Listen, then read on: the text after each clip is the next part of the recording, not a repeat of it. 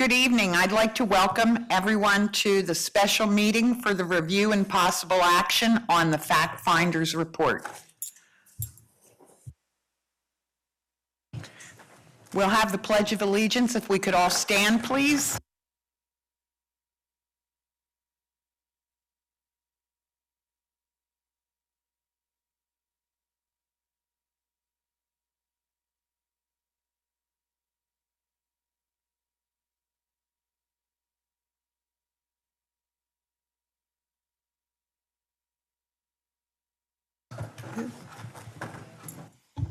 Okay, couple things. Mr. Barrett, Mrs.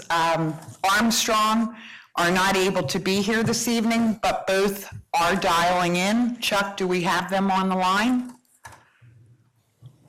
Yes. Thank you. I'd like to turn this over to Mr. Linderman at this point to give an overview presentation on the fact-finding report. Chuck? Thank you. The Fact Finders Report, as you all were aware, was received last Monday, very late evening, to the board. Tonight we will review just the facts from the Fact Finding Report. There's 5 major areas that we will talk about as our review. The term of the agreement, these are the review of the Fact Finders recommendations. The term of the agreement, the salary recommendation, the employee health care recommendation, the career salary advancement recommendation, and the tuition reimbursement recommendation. Career salary advancement recommendation is also the horizontal, known as this horizontal movement. And this is as a result of the September 14th fact-finding hearing held here in this room. The fact finder has recommended a term of July 1st, 2018 through June 30th of 2021, or a 3-year term. Salary adjustments in year 1, the fact finder has recommended a 3.27 overall payroll increase. There is no increase for people on step 16. There is an additional step added in between steps 15 and 16. This addition addresses the jump step that was between 15 and 16, so it will be for the purpose of year 1 called step 15A. There are non-salary based stipends for all on step 16 as of June 30th, 2018 of $1,950, and all those that were on steps 1 to 9 of $1,487. So they had to be on steps 1 to 9 or step 16 at the conclusion of the 17-18 school year. And all teachers will advance 1 step on the schedule. That is, except for the step 16 people who were already at the top. Year 2, it's a 2.99% overall payroll increase with the elimination of step 1. The steps would be renumbered to reflect a total of now 15 steps, and all teachers would advance 1 step on the salary schedule. In year 3, the 2020-2021 school year, a 2.9% overall payroll increase. This year, there will be no step movement for this year. All teachers stay on their 2019-2020 step. This was apparently done by him to try to further address the rather dramatic increases between certain steps and reduce them. Which actually helps by reducing the incremental cost between steps in that year to 1.45%. So for future contracts, the incremental cost starts at 1.45%. The incremental cost we started at for this year is just under 2%. It's 1.94%.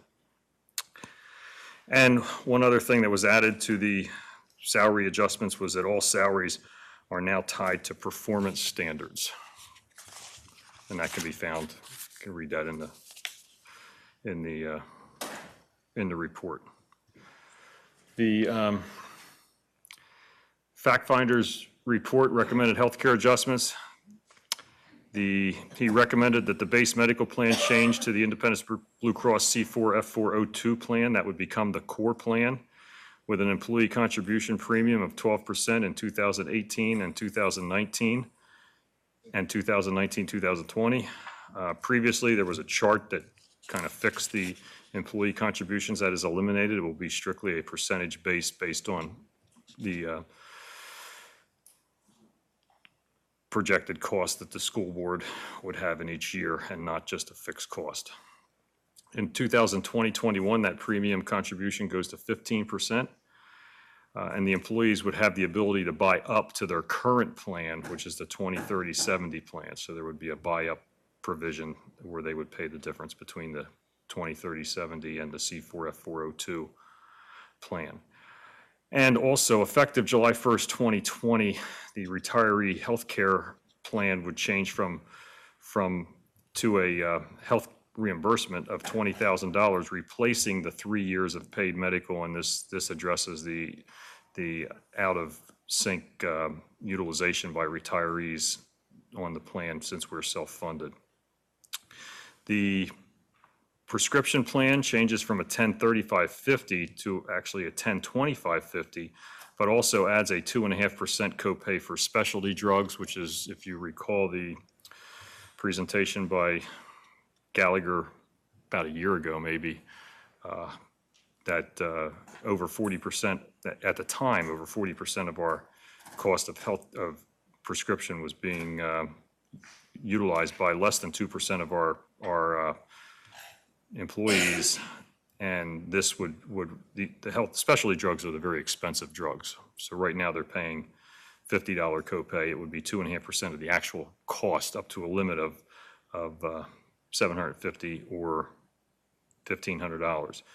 And also for the first time, there'll be a contribution to the premium of prescription of 12% in 18-19 and 19-20, and 20 or 15% in 2020-2021. Currently, there is no employee contribution. No changes were recommended for the dental or vision plan. The fact-finding report recommended career salary adjustments. The horizontal salary advancement will now only be for credits in an approved master's or doctoral program.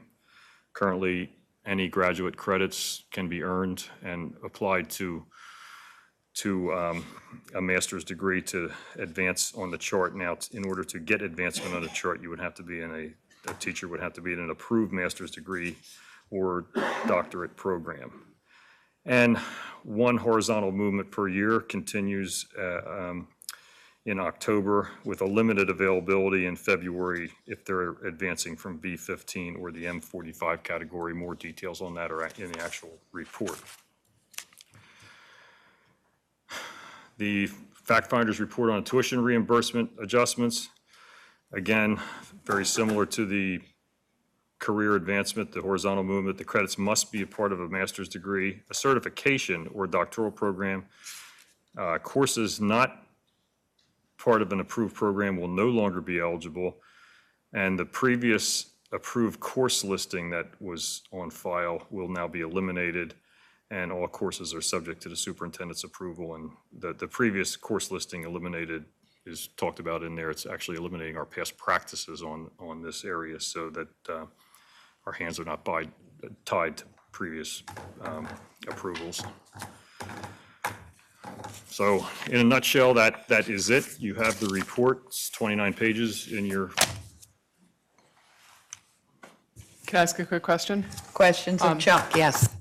So just to clarify some jargon, because not everybody has had the pleasure of sitting through hours of information about this. Some of us have. But Chuck, can you briefly explain when we talk about 20-30-70 plans or 10-35-50 plans or 10-25-50 / 2.5%, what each of those numbers means? Sure. Right now, the plan is a 10-35-50 plan. So if you are using a generic drug, you're paying $10 copay. If you're using the first level formulary, it's a $35 copay, and if you're using a preferred drug, it's a $50 copay.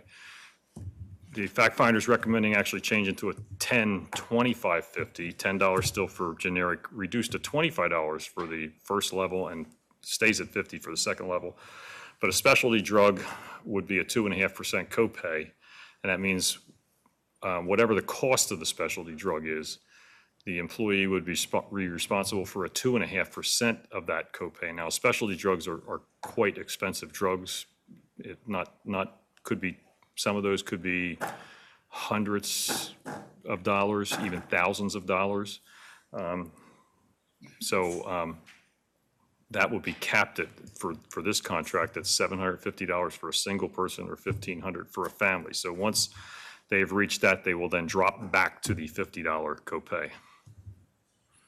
Thank you. Any other questions of Chuck? Okay, it's time for public participation. So we'd like anybody who has anything to comment concerning just the agenda item. So the agenda item of this meeting is the fact finder's report. So if there's anyone who would like to take up to 3 minutes to make any kind of comment, now would be the time. Okay. Seeing none. We have had extensive discussions about the fact finder's report in executive session. As we set out for this contract negotiation, our stated goals were negotiate a contract that allows the district to continue to preserve and protect the high-quality programs that are hallmarks of the Great Valley School District and necessary for the district's continued success, to implement a healthcare plan that provides fair coverage for employees, but also helps to lower its massive increases in healthcare premiums to the school district, to remain competitive by offering a compensation package that continues to attract and retain high-quality teachers, and to provide parameters that maximize employee time and professional development while offering a supportive and collaborative working environment. We feel confident that this fact finder's report meets our intended goals. Do I have a motion to take this fact finder's report, or I'm sorry, do I have a motion to take action on the fact finder's report? I would like to make a motion to approve the fact finder's report. Do I have a second? Second. Do we have any discussion? Normally, I would love to have a lot of discussion. I feel like in executive session, I've had lots of my questions, all of my questions answered, so I don't need discussion, but anybody else, go for it. Anyone? I just think for the purposes of the public, I know we've had a lot of discussions with, our labor negotiator, but just from the standpoint of process and procedure, what happens next if we approve this as a board, I think it's good for everyone to understand essentially what's next, what this means if we do vote to approve this tonight.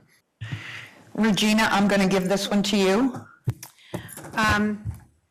If we approve the the next step is for the board and the association to both take action, and that needed to happen within 10 days of the receipt of the report. So if the board takes action and approves the fact finder's report, it's dependent, the next step is dependent upon what the association, if the association also approves the report as it's written, then both parties agree that moving forward, the fact-finding report will actually create the next contract. If either party does not approve, if either party rejects the report, then there is a time period of within 10 days to have another vote, to have discussion, have conversation, seek clarification, and move toward another vote within 10 additional days. After 10 days, if either side rejects, the sides will have an opportunity to revote. If either side rejects the report, then following that 10-day period, both sides would enter into a negotiation to continue. So if both sides agree or approve the report then becomes in essence the next contract moving forward as it's written. Either side rejects, we have another vote within 10 days. If there is no resolution where both parties agree, then we continue the board and the association continue contract negotiations. Is that adequate? Anyone else? Chuck, I believe we call the roll for this vote, don't we? Okay. Mr. Secretary, if you would call the roll.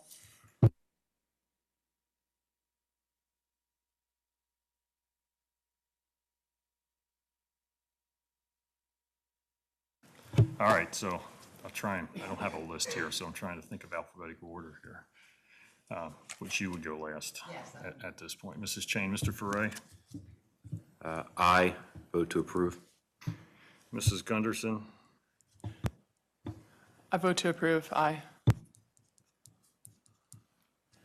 Or accept. oh, you know what?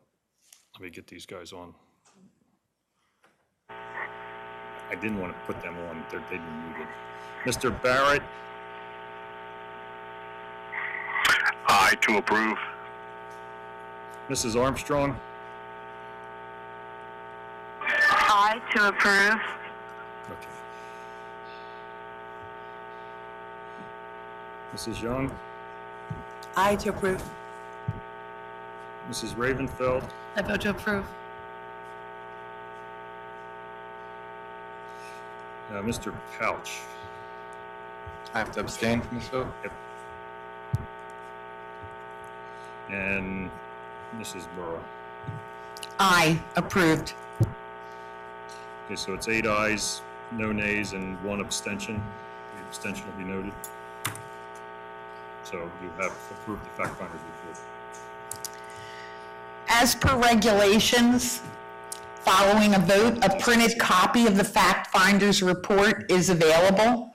The district website will also be updated with the report by tomorrow, as well as all current information no later than tomorrow.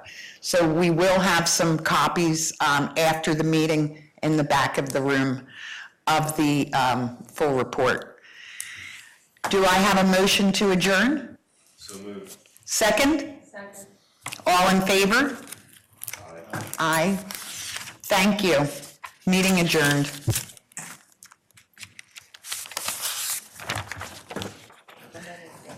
Okay, if anybody wants to leave before the work session, now would be the time.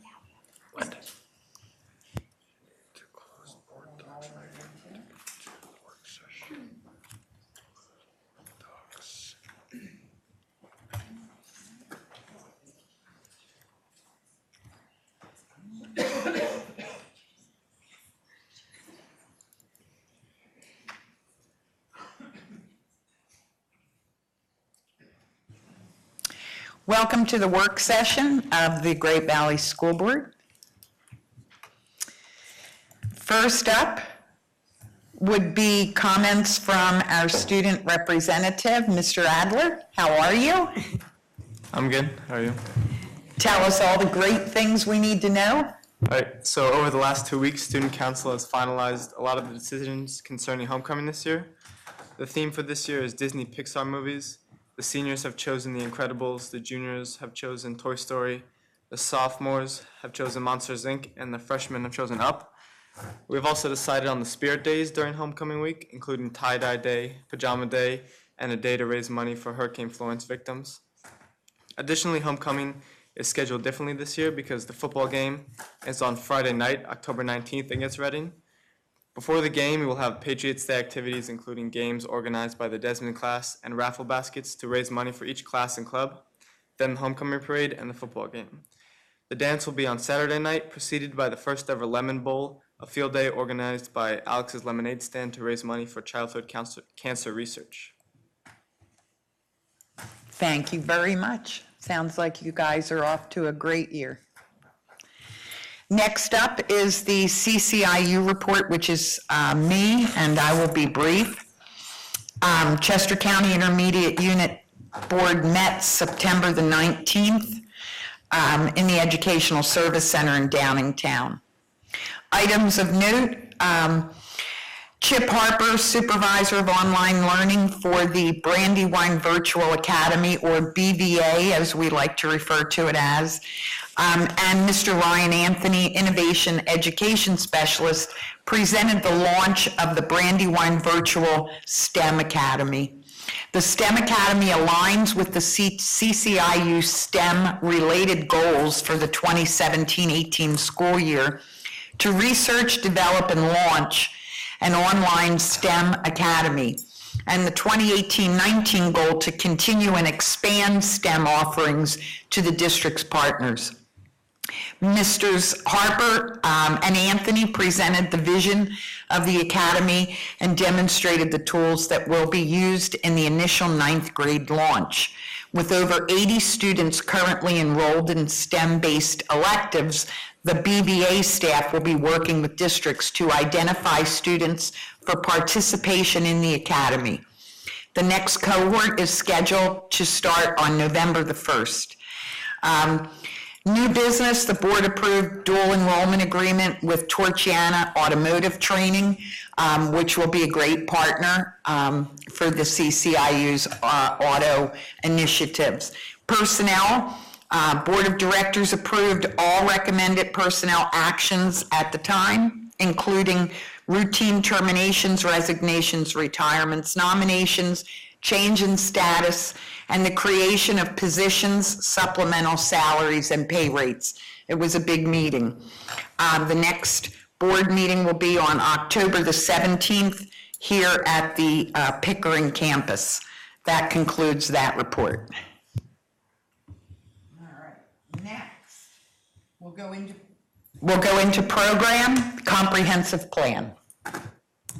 Yes, Dr. O'Toole will be presenting the comprehensive plan, an overview of the plan, and the next steps. This plan will be available for review for 30 days as per regulation, at which time in November, the board will vote to accept the comprehensive plan to be submitted for the next 3 years to guide us, and it will be housed at the Department of Education.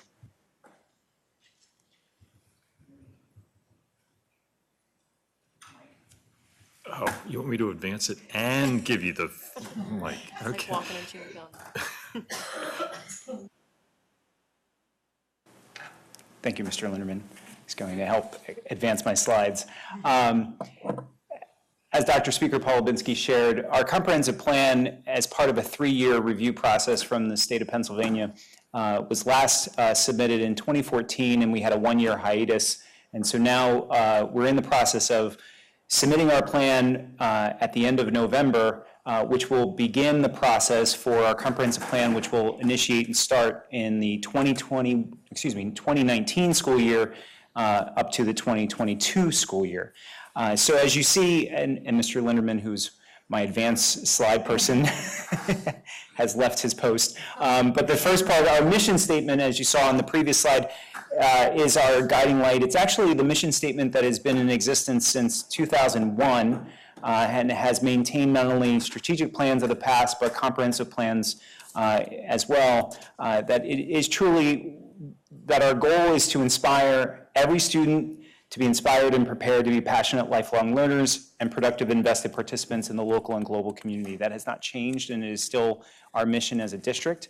Our vision, as you see here, the 3 statements, again, these have maintained their status within the district since 2001, to have students continually acquire and apply new skills, have students demonstrate an understanding of and actively participate in the local and global community, and that each student achieve the academic standards of a personally challenging program in which they're enrolled. So those are our foundation. The next slide shares our shared values around that mission and vision with regards to lifelong learning, students having all individuals having intrinsic worth. These are aspects that are guiding our work with individuals responsible and accountable for their choices and actions, that each individual has unique gifts and talents, and that when committed individuals work together toward common goals, the possibilities are infinite. And lastly, honesty and integrity are fundamental to healthy relationships. These are 3 slides that are consistent since 2001, that continue to guide us through our work. And as we went through this process, this review process for our comprehensive plan, are still in existence and will move us forward over the next 3 years. So the next slide shares with you a little bit of the process that started.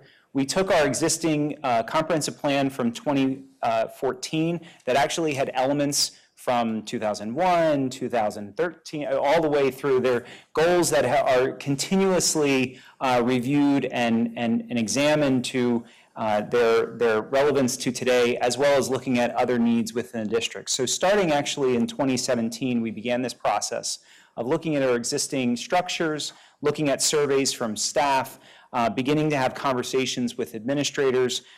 We surveyed students in October of 2017. We used that information from the Youth Truth surveys that not only students participated in, but our staff. We also had our special education subcommittee of individuals and our pupil services. If you recall, in May, the state actually requires the special education plan to be submitted prior to the application of the comprehensive plan submission in November. So that work actually started in earnest in January of 2018. And then our school board and administrators in January met as a team to review not only our mission and vision, but also goal setting that helped to guide this process as well.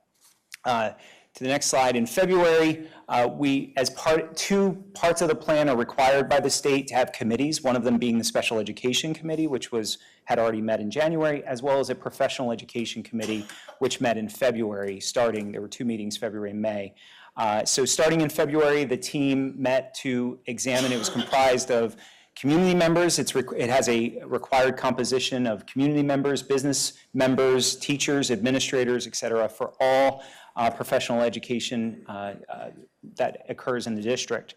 And they examined our current practices and looked at recommendations for future practices within the district.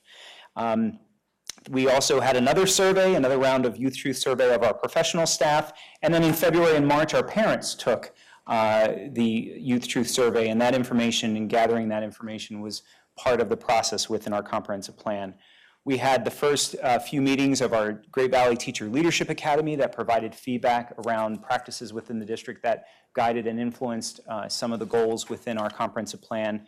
In the next slide, we're now into May. Again, we had a follow-up committee meeting for the professional learning group, and they provided guidance from looking at not only the staff survey information, but also our practices, and made recommendations that you'll see later in the presentation.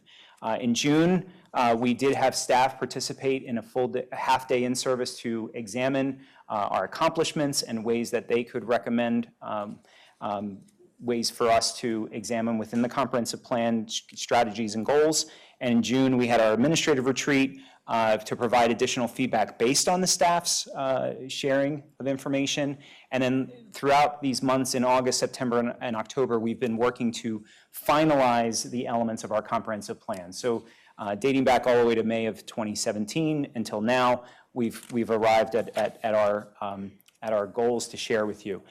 Starting on the next slide, Goal 1, this is consistent with our 2014 comprehensive plan, and in a nutshell is around our programming for students with regards to our curriculum and the expectations within our programming. So in the next slide, within the actual plan of itself, there are specific action steps that we will take over the 3 years from 2019 till 2022. That's reflected in the document. This presentation just gives you a higher level of really looking at what are some elements that are somewhat new, but also elements that are relatively consistent with our practices over the years that we're maintaining. One of the things that we're looking at doing is continuing our process of review and evaluation of our curriculum, having a more thorough curriculum audit that we will do using student achievement data that will help us guide our decisions around our curriculum. Obviously, assessment, design, and grading are conversations that we've been having over the last number of years around best practices of not only assessing students within our classes with either common assessments, but also looking at our grading practices and how we report the grades to families and having those conversations. That's been a topic. So we were looking at that as an action step moving forward. Obviously, figuring out as time goes on to integrate technology within the classroom, and as our one-to-one program, how does that fit within the curricular expectations and students having that expectation of completing work and using the technology. Differentiated instruction is a constant practice. This is not a new goal, but just one that we're continuing to work on and enhance. And then lastly, as part of our special education committee and the work around alternate programming for students who may be identified with a specific identified need. The second goal is focused on building a culture around using student performance data, not only qualitative but quantitative data. As I shared earlier, much of the information that has informed us around our comprehensive plan has come from the surveys with Youth Truth, which is more of feedback from parents, students, and teachers. The comments that are provided to us help to inform our work. So just becoming more conscious and aware of how we're using data, not just the qualitative data that we use, or excuse me, quantitative data from PSSAs, SATs, APs, those types of things, but also the qualitative feedback that we receive from the surveys that we perform. So just building that culture around data, obviously looking at closing any achievement gaps that we've identified within our student achievement, looking at the intervention teams. You've heard from the child study teams as well as our gifted procedures. That is part of the Chapter 16 requirements to look at how we're identifying students who may need gifted services. And then the last one within our response to intervention and instruction, response to instruction and intervention and our multiple tier systems of supports within our pupil services and within our regular education services, really identifying how best to support students before needing to specific identification in possibly an IEP. So we're beginning that process and really examining our practices to ensure that we are implementing best practices. The third goal is around students who are at risk.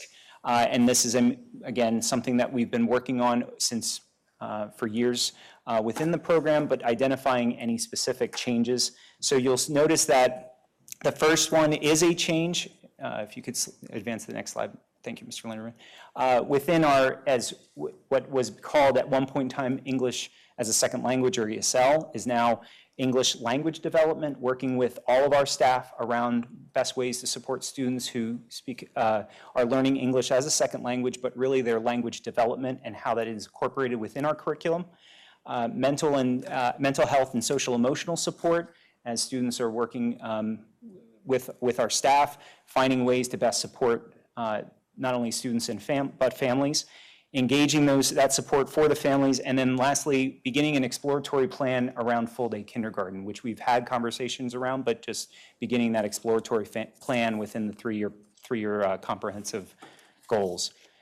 For goal 4, identifying, again, I mentioned earlier within our curriculum, the technology, as technology continues to evolve, making sure that we've looked at how we're integrating technology across the board, not only for hardware infrastructure needs, but also for support and professional development with our staff. So one of the goals, as you know of, last year, we've implemented a STEAM at the elementary level, but really starting to look at that STEAM initiative across K-12 and identifying ways to support at the middle school and at the high school, knowing that students are progressing through at the elementary level with skills that in the past students did not have instruction around. So really providing that overview within this K-12 STEAM initiative. Looking at our one-to-one initiative, we've implemented now the number of years into the one-to-one initiative, but monitoring and evaluating the progress and looking to see if there are any changes that need to be made there.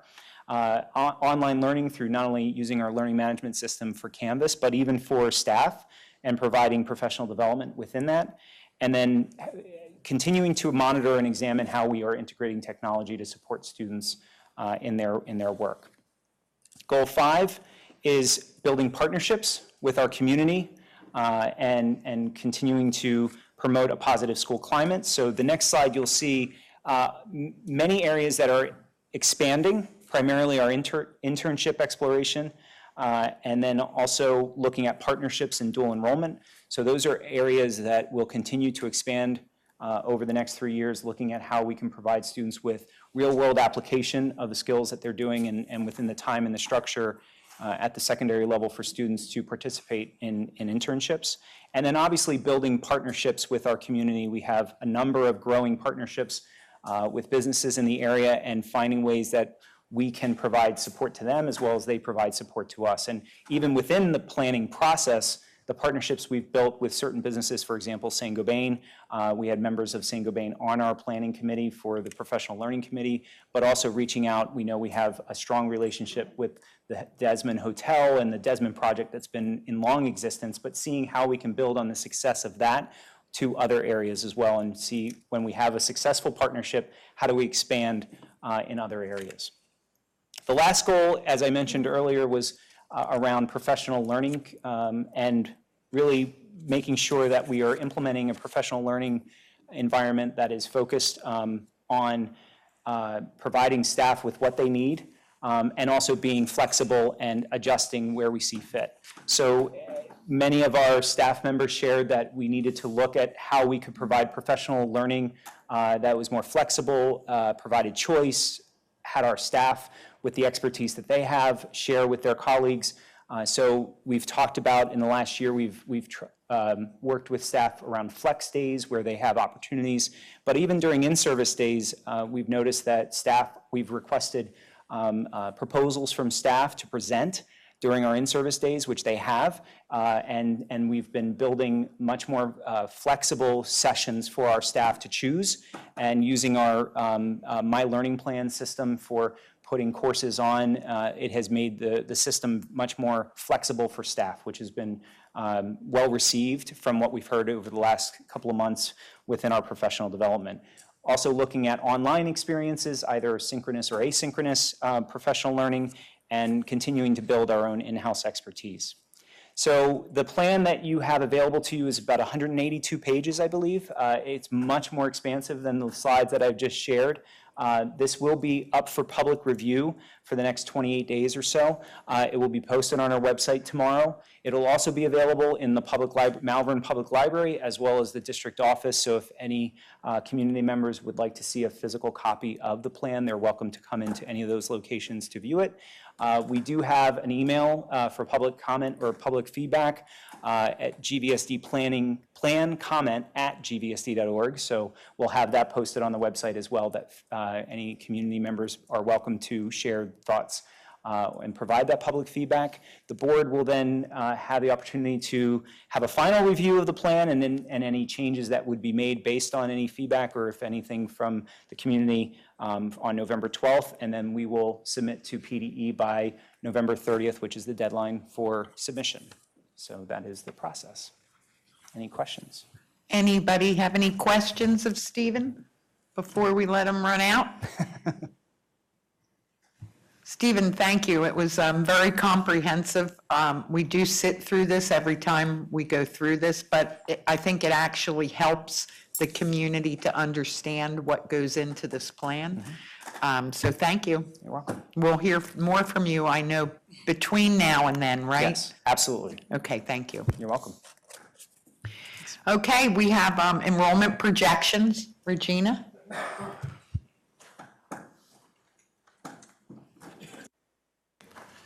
This is just a follow-up on the third day enrollment as we look at the enrollments. Just to recall, here's the third day enrollment.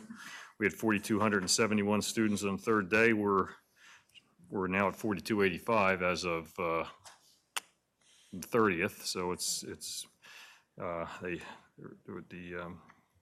keep coming, and so if you look.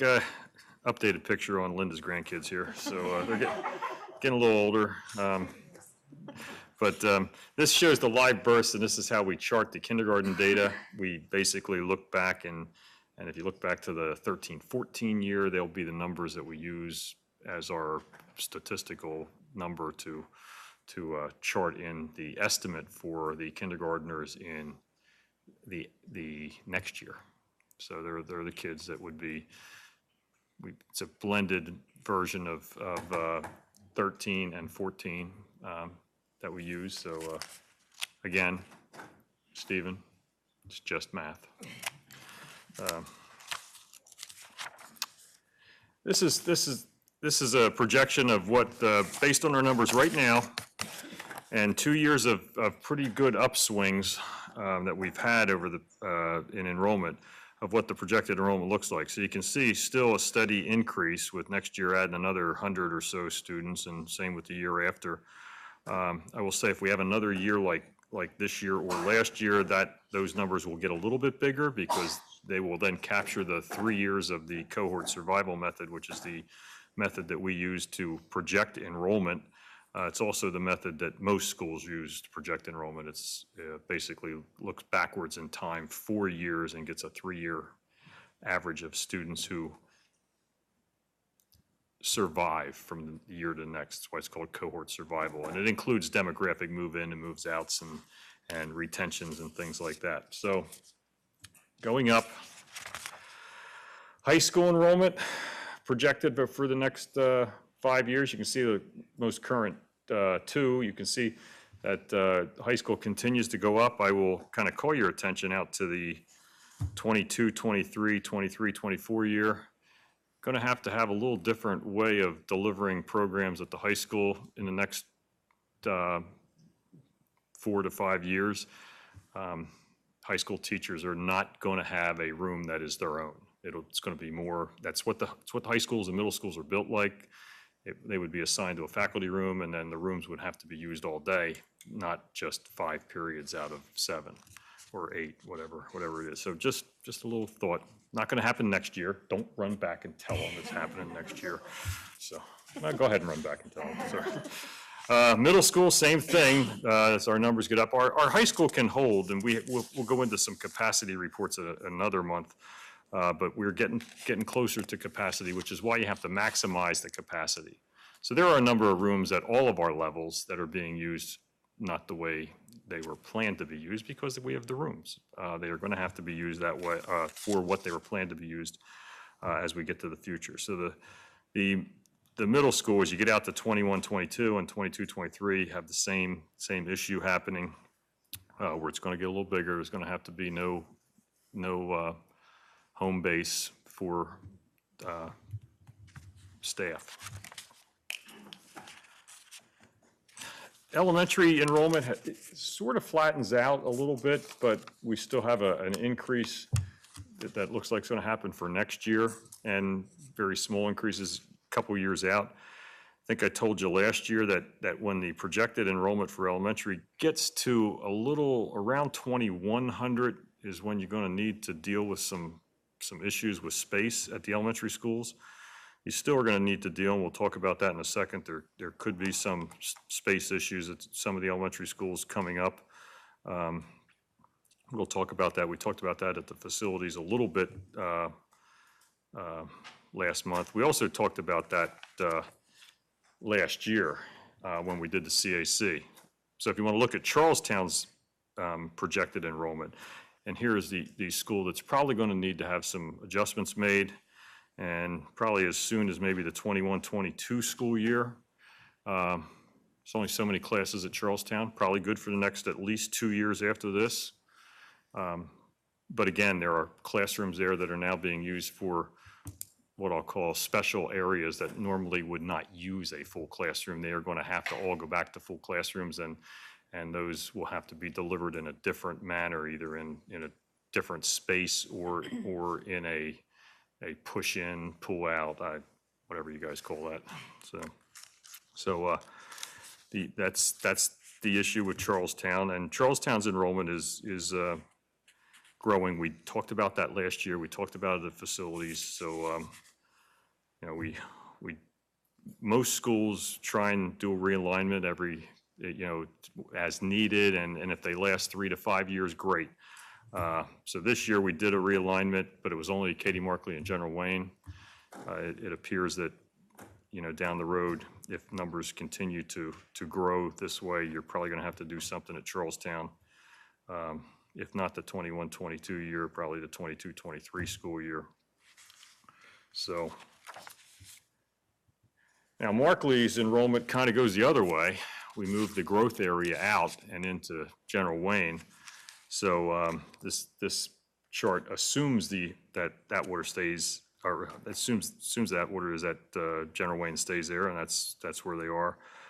Kind of flat for the next couple of years. Looks like a little downturn in there, but so in your head you can start thinking about what you would end up doing. Some of the scenarios that will come out. Conversely, General Wayne's continues to go up. We've moved the growth area there, and it's okay. General Wayne has growth. You know, even in 23, 24, if it got to 643, you know, that's a little bit smaller than Markley was last year. So, and General Wayne's a little bigger. So there is places to go there. And Sugartown also looks flat for next year and then starts to go down a little bit. Does not factor in the one development that is, it has started, we've started to see some exodus from the development that's going to be the apartment up at the trailer, the Norbros and the bowling alley. It's going to be converted to a high-end apartment complex and taking over the one trailer park up there, which we get a number of students from, or some of them are actually moving other places. Some have come to Katie Markley because they've gone to a different place, and some have just left. So Sugartown is going down, but you saw the overall elementary is going up a little bit. This is we actually projected 4,209 students for this year, an increase of about 65 students, and it came in at 4,271, so we were off by a little bit. We had a 98.5% accuracy, not the greatest. Sounds good. I mean, if I was getting that grade in school, I'd be really happy. Last year we were only 95.7 because of so we got a little better. Historically, we're usually between about 98 and 99.1% accurate. We did have one grade level. First grade at Katie Markley was perfect, spot on. It was just perfect. So, and a couple of the other ones were close. Okay, fun facts. I'm not going there.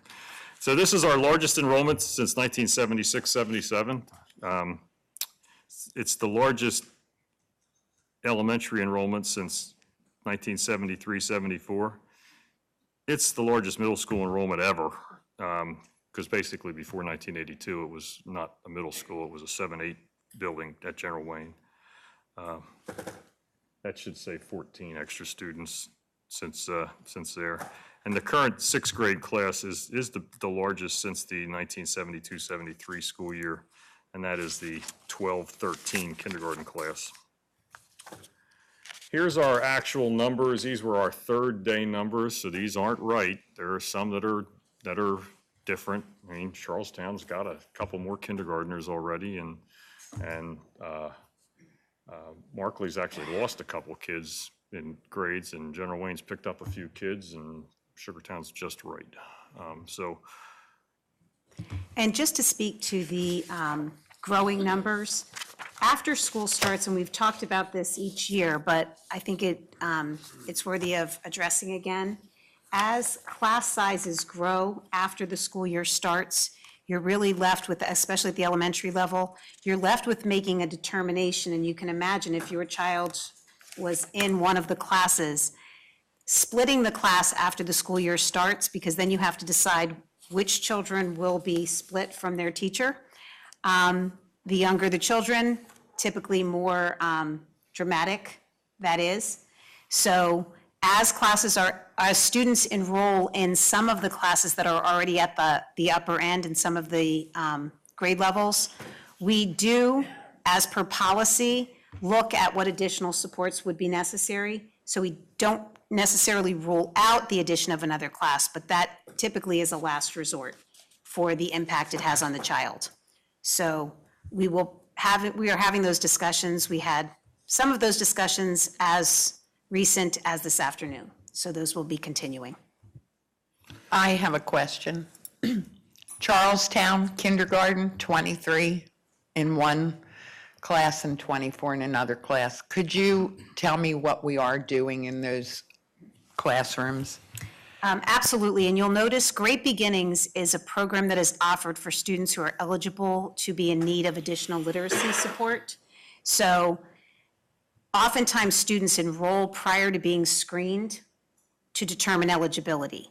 So students enroll in school, and if they enroll after kindergarten screening, which takes place in the spring of the preceding year or prior to school starting, if students enroll after that opportunity, they're enrolled in an AM or PM section, and then the screening takes place while they're in school.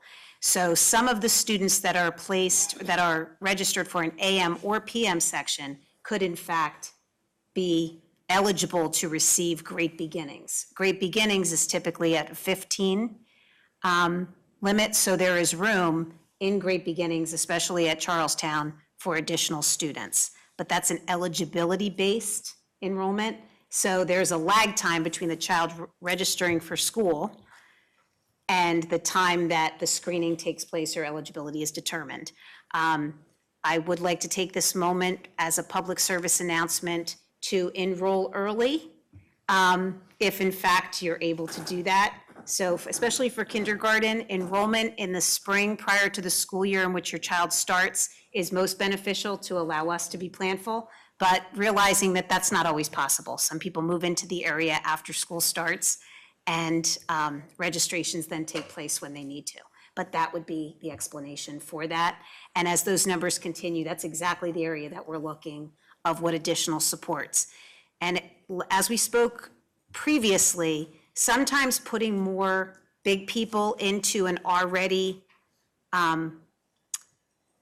high-level number of bodies in a classroom is not always the answer. So it's dependent upon the dynamic in the classroom as well, and what are the needs of the student and the teacher. So that's as per policy, that's what we do. So am I hearing that the 23 and 24, after screening occurs, could be less because some of those children could qualify for Great Beginnings? Yes, and the operative word is it could be. It may be less, it may not be. And then if it is not less, and I realize nobody knows better than I do that they're class size guidelines, and I'm okay with that. I also do understand the logistics. So in the event that that number doesn't change because of what could be offered at Great Beginnings, could you just give us quickly the type of things that we would do in those classrooms that are over the guidelines in the kindergarten year? The first thing that you would do is determine if there's a need for additional supports. Additional supports typically look like instructional aides in the classroom to offer more small group opportunities, especially at the kindergarten level, where there are centers and there are a lot of small group activities happening. That would be the first determination. If our numbers continue to increase, because as we just shared, there is no rule of thumb that 5 students wouldn't move into Charlestown, there becomes a tipping point that adding additional supports doesn't make sense. And if, in fact, that would need to happen where we add an additional class, that would be the extreme of interventions, adding a third kindergarten. Understanding that when you do that, you then are separating students who have been together from the end of August, and determining who would be moved out into an unknown teacher. We don't do that lightly, because although the older you get, it seems like the relationships you established in August aren't that critical. When you're 5 and 6 years old, you haven't been around as long and you haven't established as many relationships. So therefore, those that you establish over 2.5 months become more critical. So we take that very seriously. But it's definitely not a rule out. It's just a consideration. So then typically, we would see what the needs were in the classrooms, and we could potentially put other supports in there without splitting into a third. I'm very sensitive to kindergarten. And when the numbers get like that, I mean, I get the guideline thing, but the kindergarten year to me is critical. So thank you, that actually Just recall, helps. not too many years ago, it was before Dr. Polovinsky's time, we did have a 27 in kindergarten at Charlestown because we only had one section. Now, it's great, there's more kids at Charlestown. We gave the parents the option to come into Markley because we had enough room. And that's certainly an option too. I mean, you know, as you look at things, I would say when you split a class and make another class, you're going to have to take kids out of both sections and now put them in one section. And it may be the afternoon people like the afternoon and the morning people like the morning. So somebody's not going to be happy, you know, moving. And you end up creating 3 sections that could be 15 students versus the 24, 25, which is why we didn't do 2 sections, it's 5 or 6 years ago. At Charlestown, we kind of gave them the option. The parents had the option to come to Markley. We would have bussed them here. And they all chose to stay at Charlestown. Continuing through the next year, this is kind of what they look like, not just a number divided by a number. So, and as you look, there's a little plus and minus. That would be for purposes of staffing. You kind of have an addition at Charlestown of first grade. Markley would lose a first grade and gain a third grade. General Wayne would gain a second grade. Sugartown would lose a first grade, gain a second grade, lose a third grade, gain a fifth grade. The net is +2. Or it could be plus more, depending on how the year starts, because you can see we're already starting at 27s at General Wayne there, and 23s at Charlestown in kindergarten again. So, and we'll talk a little bit about some different things as I get further on the report here. Chuck, Now- since I had a question on that one. I actually had a question on a few, but I'll wait the other ones kind of overall. But this one specifically, if you look at that, I know you said it's just division, right? Number of kids projected by number of classes. To me, it looks like there's some classes that would be much larger at one school, just as Ellen pointed out this year at Charleston, but significantly larger at one school than another. Like if you look at 4th and 5th grade at General Wayne, what would we do to make sure that that's fair across the schools? I would think that the community parents would be You can't do anything not because happy it's if- the way they fall. If you look at this year's classes, you've got 22s at Charlestown in 5th grade, and you got 27s at General Wayne and 27s at Markley. But if we're projecting it for the future and we think already that's going to happen, that may have happened to us this year But because remember, children you as a board registered made a late. conscious decision, these were going to be guidelines, and if we were about one over, we were going to go one over, because in the past, we were really overspending the budget by adding as soon as it went one over, and then sometimes the year starts, and there are some examples in this current year where you would have added one, and then they don't show up, and now you've got what you could have had was 4 teachers instead of 5 or whatever it is. So that's why, you know, this year went to a little bit different model as far as trying to make it a little more fiscally sensitive also. And one of the, to your point, I think, Samantha, that is helpful. Again, you don't realize the outcome until years down the road. But we are meeting, our next meeting with the Township Planning Commissions is the 23rd. And we are continuing those conversations moving forward to look at developments and the need to redistrict. And I know that we had waited a while before the last redistricting. I don't foresee that there will be as much time before the next redistricting or the true conversation about a potential request for quotes from architects to look at possibly a restructuring overall of our structure of buildings or new buildings. Regina, I'm sorry, just a quick question. How, to what extent are township supervisors taking into account the information you're sharing about our district's ability to accept the flood of new students that are coming in due to the very, very rapid development, especially in East Whiteland. And are there any influences that the district has to say, you know, the pace of maybe that development needs to slow a little bit so that we can accommodate the needs of our students in a very appropriate and professional way? I would say, and I believe Mr. Linderman, we have sat at many meetings, and they are in fact in much the same position oftentimes that we are. As a conscious decision, I believe, was made on, especially what was shared with us most recently, they made a decision where their constituents were sharing that they didn't want, it wasn't always about businesses and businesses and businesses, that they wanted families and they wanted home developments. And now we have home developments. And so it's just as when we get enrollment, I think this is a beautiful problem to have, but you're absolutely right. Our infrastructure in its current state is not going to continue to be able to adjust to this level of development. So often, I believe they're torn as well. They have to have a legitimate reason not to approve proposals that come upon them as a board, and they feel they've asked us to come and speak at their township meetings as well to talk about the impact of enrollment to our schools. Yeah, I have a follow-up. We're actually looking at coming back to you guys later about possibly doing a, it's called an RFQ, request for qualifications on architects to lead you through a process next fall where they, because if you do have an enrollment increase like we've had the past 2 years, you're going to need to start the process sooner rather than later on what do you want to do.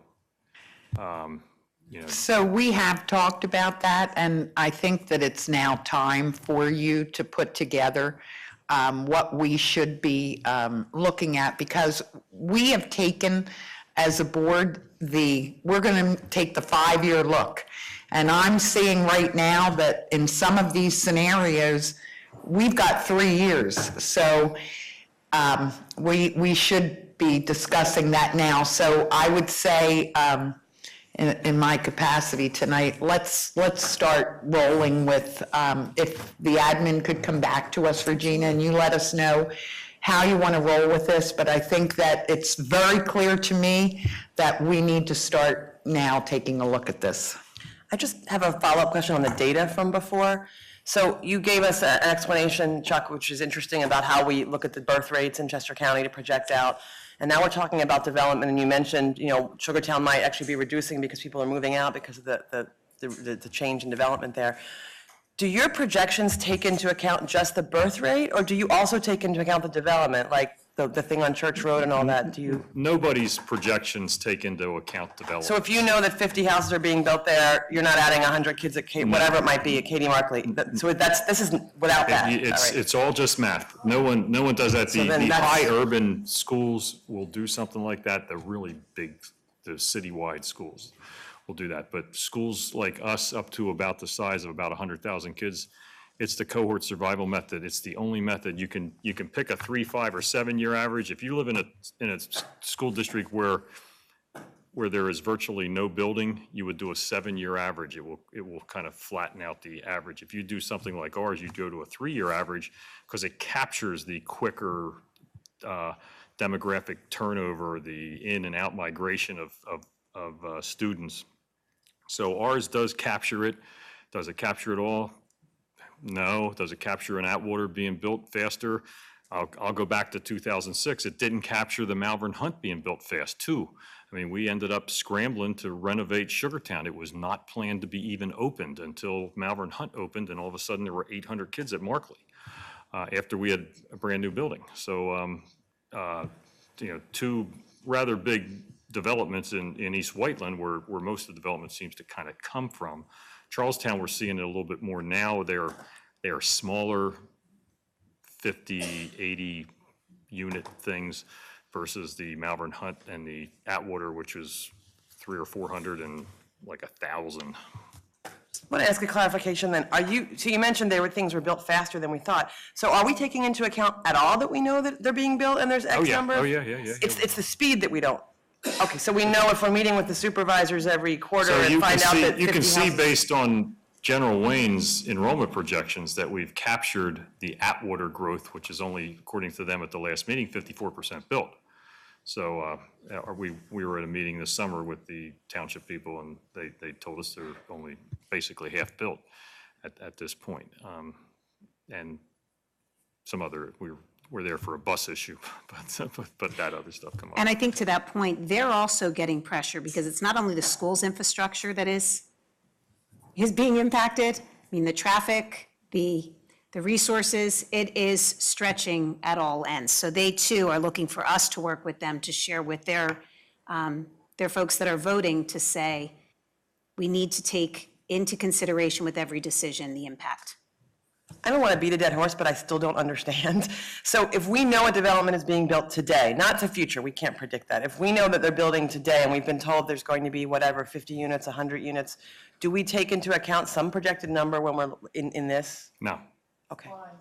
Because it's grabbing all of the growth from the school, in the school district on an average. That would be, somebody would have to tell me what number to put in there, and there is no demographer or anybody that's going to tell you that. They don't do that. They all use these same kind of projected numbers. I believe theirs are even less accurate because they're using numbers that, an apartment building nationwide generates point X number of kids per unit, and then they tell us that. Well, that may be okay in Uptown Worthington, but it's not okay in the Haven at Atwater. And let me jump in. It's actually a little easier than, less confusing. So what happens is when somebody puts in a plan for development, we'll use Atwater. They'll come and they'll say, okay, we want to build 250 single-family homes, and that plan is approved. So what's on East Whiteland's book is there's going to be 250 single-family homes built. Unfortunately, as the process unfolds, now the plan is up to 320 single-family homes, which is fine. But what was happening was that information was not being disseminated down to us. When we realized that, okay, they're building Atwater and it's slated to be a lot bigger than we were told, that's when, if you remember, as a board, we asked the administrators to get on top of it, meet with them regularly, so that when those changes were made with these plans, we were actually on the cutting edge and we were getting that info. And that's the only reason why we have a handle on the Atwater. Right, and I understand the process with all of that, but I think that there should be some caveat when we're looking at these projected numbers, that there is a tremendous amount of development going on that will significantly impact, so we don't have another Malvern Hunt and I will situation where say- all of a sudden we have a school's worth of children enrolling in 1 September. I will say if another Atwater development comes on, you should be concerned. Right now, we have a lot of small developments which we have seen historically over the years. The Atwater one was different.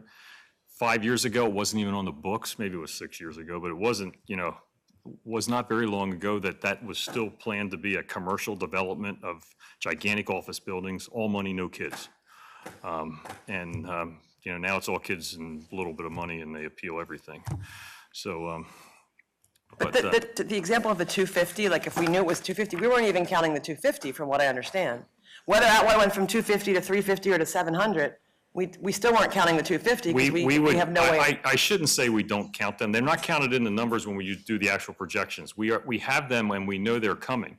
But the impact studies that the demographers do, I mean, they'll tell us that Malvern Hunt or Atwater should have, half the number of students that actually come because they're using these nationwide numbers. And then it depends. And what we're seeing in the past now is typically apartment complexes like the Haven would virtually generate no students. Now, compared to the townhomes over there, it's generating less, but it's generating more than what we have seen coming from that level of an apartment. We get virtually no students out of Uptown Worthington. And the Haven is probably a very similar socioeconomic kind of impact. Got 10 times as many students coming out of there. Now that's like 50, but still, 50 out of their 300 students are out of the apartments. And the way that the cohort survival model does capture it, you look at number of births. So obviously, if you have more people moving in, that number is going to be larger. So if we use the 3-year growth, it's a gradual increase in people.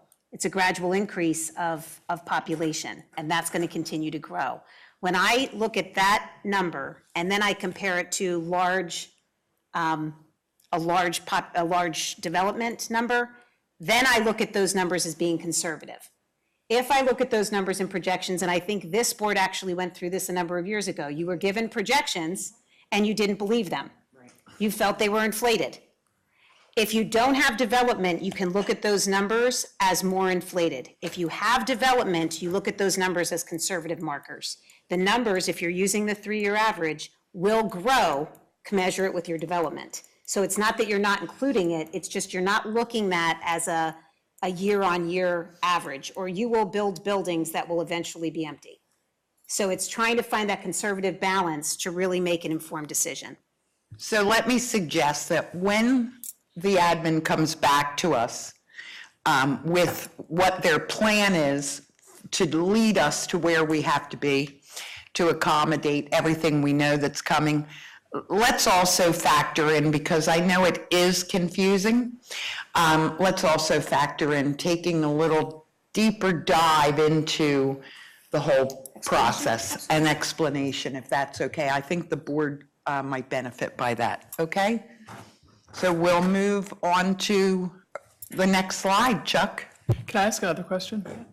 Before we mention kindergarten, just the beginning stages of possibly considering full-day kindergarten, when we do look at that in more detail, right, in a different presentation, we will have some numbers that estimate, because I would expect our kindergarten numbers to swing wildly if we did offer full-day kindergarten.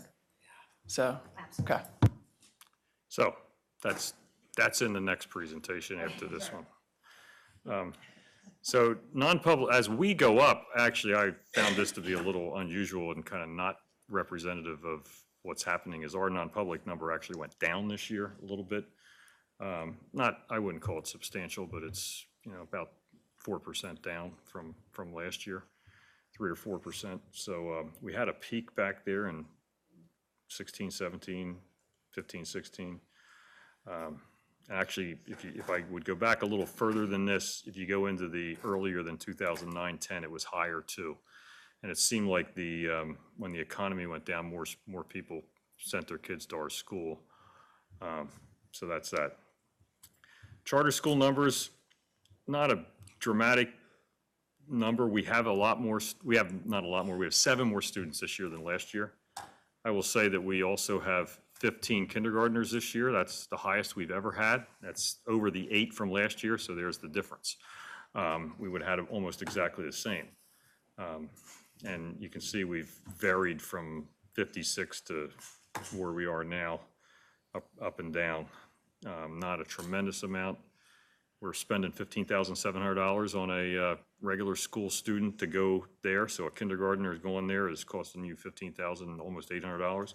If they're identified special ed, it is $38,000. So that means all they have to do is have one little session of occupational therapy or physical therapy, speech therapy for one time of every 6-day cycle, and we pay $38,000 instead of $15,800. We've argued this for years with the legislators that if we send a special ed student to a charter school, I think we should just pay the $15,700, and we will pay any associated special ed costs, because they truly don't want the special ed students unless they're very low need special ed. Okay, I'm going to skip this slide because you asked a lot of questions already, unless there's more. I think we're good for now. We'll move on to 3.03, the Memorandum of Understanding with Immaculata University. Yes, and I have to thank Dr. Goffredo and Mr. Stewart, who have been working with Immaculata University. What this Memorandum of Understanding is, in the event of an evacuation from either system, So if one of our buildings or our district needs to evacuate for any reason, our students would be welcome to use the Immaculata University campus, and vice versa. If for some reason Immaculata University would need to evacuate for a natural disaster or some emergency, we would have this agreement that they could use our facilities. And this has been a long time coming. We have many exercises where we talk about what we would do in the event of an emergency, and we work through protocols. And when it comes time to evacuation, we all agree that yes, we would evacuate. Now we actually have an evacuation site, which is very comforting, so that when we're actually saying we're evacuating, we would have a place to go. So this memorandum of understanding will be rolled over each year, and it's been a great partnership with Immaculata. That's absolutely wonderful. We would like a report from the Instructional Technology Subcommittee. That would be Brian. Yep. The Instructional Technology Subcommittee met on Monday, September 17th. The meeting served as an opportunity for subcommittee members to experience an application that is used in Great Valley for students and teachers. Specifically, Mrs. Beck shared how Microsoft Teams was used to support students in the summer geometry course. Students were able to meet with the two instructors using the Skype feature, and they submitted assignments through the use of the assignments feature. In addition, Microsoft Teams directly connects to OneNote, and students and teachers used OneNote as a collaboration and note-sharing tool. Mrs. Beck also showed us how Microsoft Teams worked with some of the new teachers. So the new teachers are using it to submit ideas with each other during their induction. In addition, the new teachers can collaborate with each other throughout the year in a forum specifically devoted to new teachers. It's good to see how we're taking applications and using them in two different ways. I hope to see more of this, and so we can get good use of these things. In future meetings, we're going to be discussing how the board can continue to support the subcommittee. We're going to discuss turnaround trainings for staff, technology challenges, and identify how students need to use technology in post-secondary education. The committee also met today, and I'll report on it next month. Thank you. I wanted to just say that there have been some changes made on our website that have absolutely been for the better. I don't know whether you're overseeing that or you've taken a look, but I would suggest that all of the board take a look at the website, meander around. I'm finding it a lot easier to use and a lot easier to find some things. So that's a wonderful thing for anybody who's been involved in that. It's also one of our upcoming meeting topics. So Awesome, thank you, and thank you for what you're doing. I know it's a lot of work. And I do have to say, Ms. Blake has been accepting feedback, and so many of the changes that you've seen are a result of that. And I just want to say thank you to Mrs. Blake for being open to that and continually improving. Thank you. That's a good thing. We'll have the monthly enrollment reports. We already had the monthly enrollment report, thank you. Report from the policy committee, that would be Steph. I apologize in advance. This is a little dry. I'm going to talk quickly. We had a board policy committee meeting on October 2nd. We discussed many policies. I'll run through them quickly. Please hold your comments till the end, and I'm happy to address anything there. Policy 348, 448, 548, unlawful harassment. These policies were visited by the committee in May, and at that time, there were questions about where student harassment would be addressed and a specific question regarding faculty attending after-hours activities. The attorneys reviewed and expanded the language, making it more consistent, so this policy is coming back for everybody to see. Policy 610, purchases subject to bid quotation. Legal counsel is recommending that the title of this policy be changed to procurement. They're also recommending that the existing policies of 610, 611, 612, and 613 be collapsed into one with administrative guidelines. Some of the language has been pulled back into the administrative guideline and modernized. The electronic bidding component was added to the policy. The term under applicable law was used repeatedly throughout the policy so that as the law shifts, the policy would not have to be revised. Let's see, in paragraph 2 of delegation of responsibility, the committee was asked if the language was too broad and questioned whether reference should be made to the administrative guideline.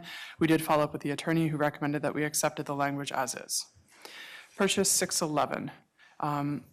Purchases budgeted, 612, purchases not budgeted, policy 613, cooperative purchasing. These are the policies that were recommended to be rolled into policy 610, and therefore these specific policies would be recommended for repeal. Policy 614, payroll, no changes are recommended. Policy 615, payroll deductions. As a result of the recent Janus decision, the authority paragraph was revised to include language, lawful provision contained in the collective bargaining agreement. The policy is compliant with the law. And for those who don't know, the Janus decision was a case concerning the power of labor unions to collect fees from non-union members and ended compelling union dues for public employees that we would collect. Policy 616, payment of claims. This policy was vetted with the business office team as well as the attorney. The committee requested that Dr. Goffredo ask the attorney if there was a specific reason for the use of claims or if payment of bills would be a more appropriate title. We changed the title to payment of bills just to make it easier for anybody looking at our website to know what we're talking about. In the delegation of responsibility paragraph, the committee asked if the additional language in the first paragraph comprises for us the lower threshold purchases that may not have been budgeted by the board. Under guidelines, the committee requested that Dr. Goffredo ask the attorney about how our list of invoices should reflect electronic transactions. A slight change was also made in this paragraph to clarify which signatures of approval are contained on the signature stamp. In a lot of these, there's just antiquated language, and so it's just making sure that, you know, if we're not just doing paper checks and we're doing electronic checks, that this reflects that, things like that. Policy 617 is petty cash. This was reviewed by the business office team and is also being recommended for repeal as the district does not use petty cash. Procurement cards have basically replaced the need for petty cash. If this ever changes in the future, we can put it back in, but I think the idea is to modernize and get rid of policies that we're not using. Policy 618, student activity funds and administrative guidelines. This is just housekeeping. Responsibilities and guidelines have been moved into new administrative guidelines. Policy 619, district audit public. Minor capitalizations of words were corrected. In the delegation of responsibility paragraph, the board secretary was replaced by designee to allow some flexibility. Policy 620, fund balance. The attorney added language from a recent Auditor General report. Policy 625, procurement cards, employee use. Under purpose authority, the committee suggested changing the language in the second bulleted item to reduce the use of purchase orders and eliminate petty cash. Policy 626, federal fiscal compliance, we had no substantive changes. 627, district-initiated real estate tax assessment appeals, no substantive changes. We just made a change saying that we now can use an independent appraisal firm. We just change it to we now can use an independent appraisal / consulting firm, just again to allow some flexibility. 628, that has to do with the tax waiver requests. We are allowing reciprocal waivers to be submitted. Chuck, do you have anything to add on this, just to clarify what we're doing with that policy? There wasn't anything that, you know, okay. And then 815.3, acceptable use of tech by district employees. We've talked about this one in the past, but it's here up for a reading. We used to have a requirement that password changes needed to be changed every 90 days. We are changing that so that that the intervals are designated and communicated by the superintendent, again, just to give us flexibility. We adjourn the meeting at around 8:30 in the morning, and the next meeting of the policy committee meeting is scheduled for Tuesday, November 6th at 7:30 in the morning at the district office building, and all are welcome to attend. Wow. Exciting. You guys have had quite the month. So then for Monday, we will have the first repeal reading of policy 611, 612, 613, and 617.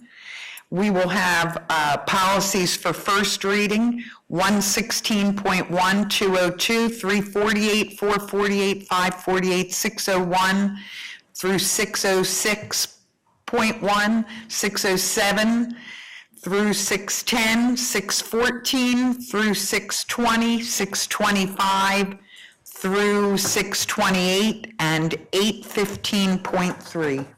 Yeah, and we're having conversations with the business staff here as well as our lawyers, and the goal is to stay within the bounds of the law and not expand our policies to more than what the law requires. We always have that option, but we want to stick with, following the law and not over-speaking ourselves,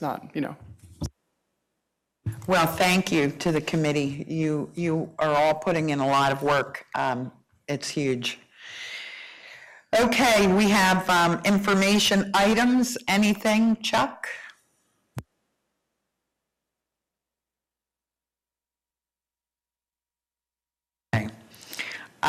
Okay, so superintendent's update, monthly update. Yes, and as was stated, a lot of great things are happening around the district. This is just a glimpse. Again, this is not an inclusive list, just scratching the surface of the amazing things that are happening in each of our buildings throughout the district.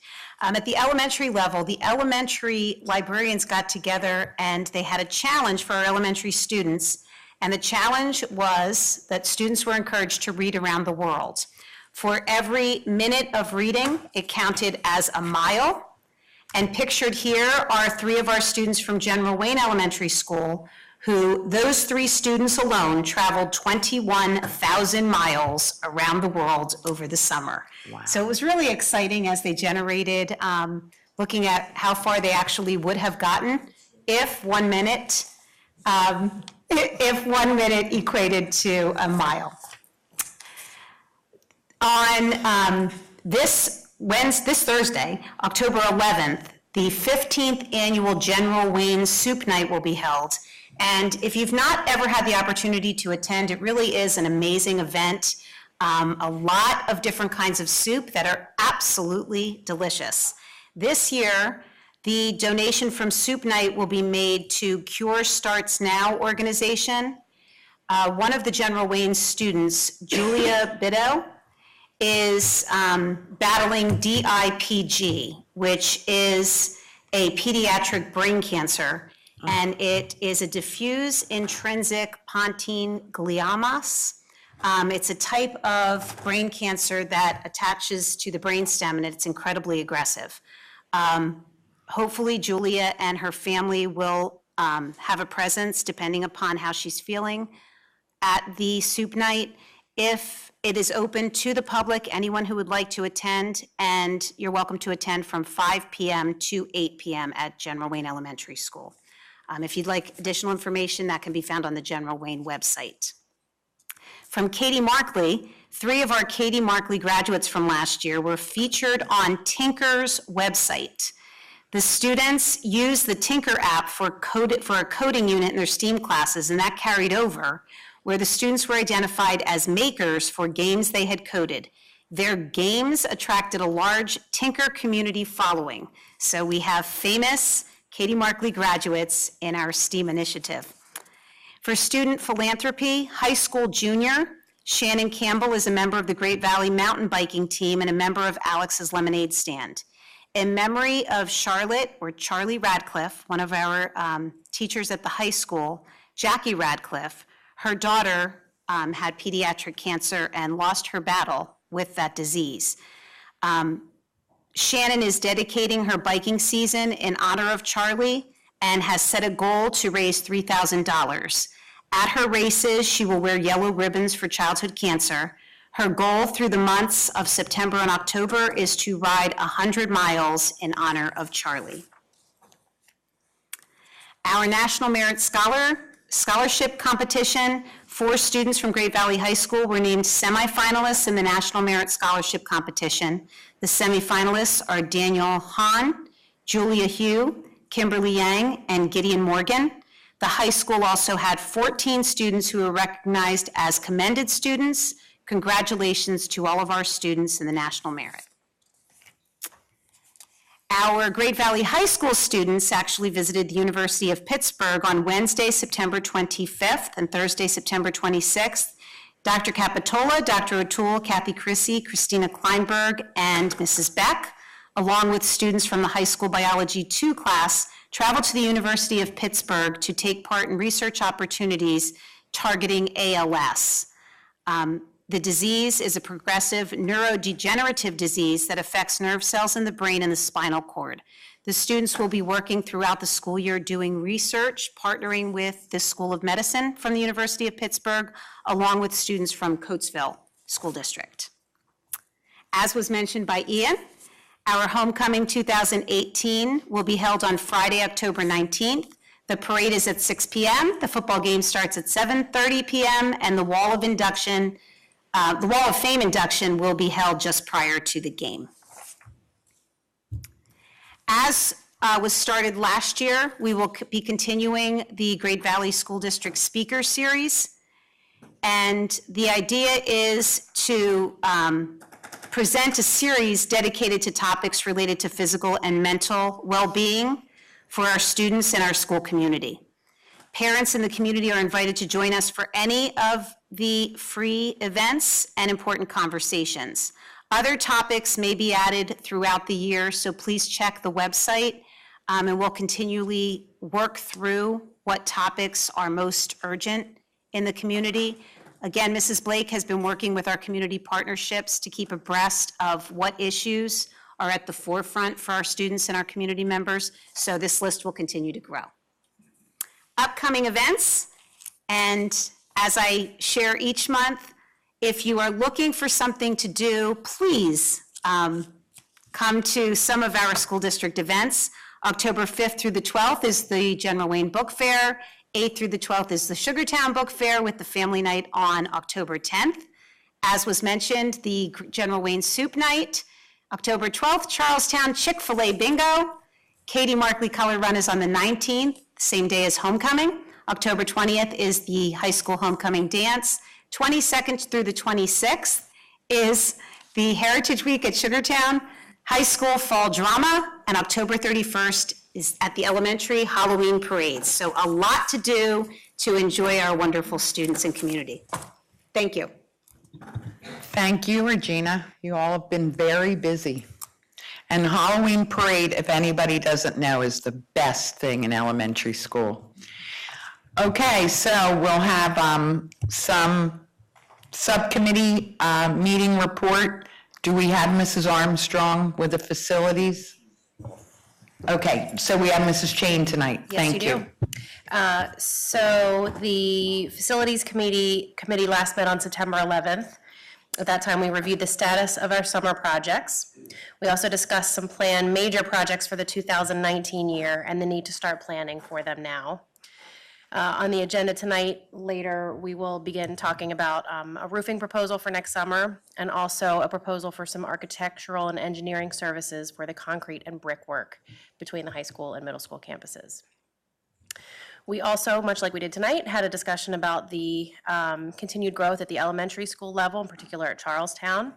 And we as a committee talked about how this will need to be monitored closely if the trend continues, and certainly begin talking sooner than later about the potential need for realignment of boundaries over the next couple of years if needed. The administration will be meeting with the municipal leaders again later this month, and the administration will also be going to the November meeting of the East Whiteland Township Supervisors to review our projected enrollments. The committee meets again tomorrow evening. Thank you. A lot coming up with facilities.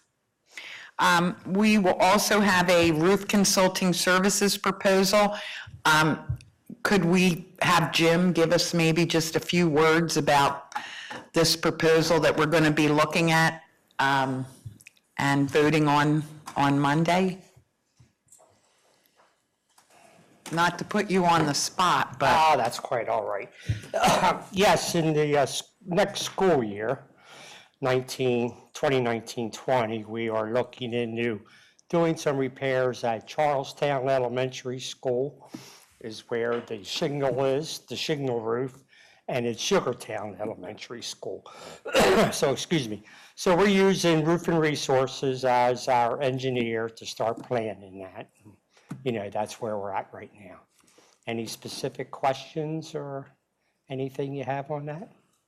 No, it looked pretty cut and dry. Yeah, I just, wanted you to It'll give be your, a piece of cake after this past summer at the high school with 34 rain days, not that we were counting, but yeah.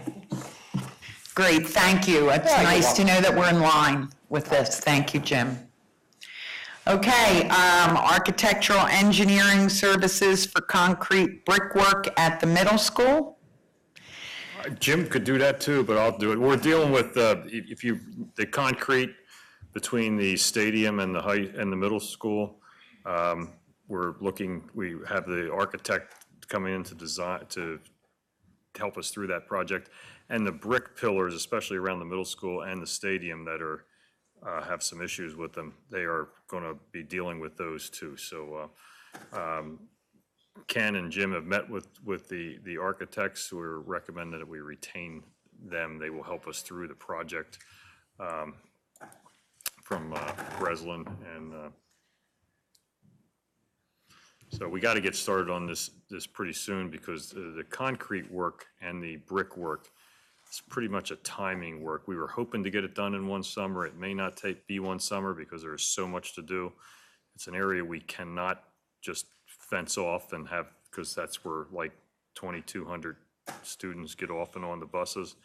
I shouldn't say that, 2,200 less everybody that drives get off and on the buses right there, or less everybody whose parents pick them up. So we have some issues. It's a big job. It's one that we've had on our 5-year plan for a few years, and we've got to deal with some situations there. That we keep pushing, that's one of those projects that we Right. kept pushing And year after year. Mrs. Chain can tell you, and if Mrs. Armstrong was still on, she jumped off after the fact-finding thing. It's an issue we absolutely need to deal with. This is one that I visited every year, and you can see the difference even a year. It's like a health and this safety reflects issue at this point. Yeah. poorly, I think, upon, you look at the high school and it looks, the inside is immaculate, but the concrete outside is unfortunately not, so. I just had a question on the letter and the rates that are there. Just wanted to know if it explains that the architect would charge a fee equal to 7.5% of construction value. I'm not used to looking at these. Is that a standard amount? Is that what we would see across all? And of course, if there's a bid, it says. Yeah, well, if we go to bid, he will get that, and he will take us all the way through the project. It's very similar, because this is close to like a construction project where they get a percentage of the project. So all during our construction, they would get a percentage of the project, and that would be it. If we choose not to do the project after this, then we'll get billed at the applicable rate. Is that a standard percentage, though? Is Yeah, that it's what a we would? standard, they call it an AIA form. Okay, It's an thank you. architect thing that they do. You should see that in most schools. So. Okay. Information item, building use report.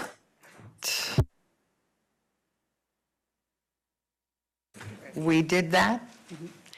And transportation, anything there? Food services, nothing in food services. Budget timelines, budget parameters, and initiatives.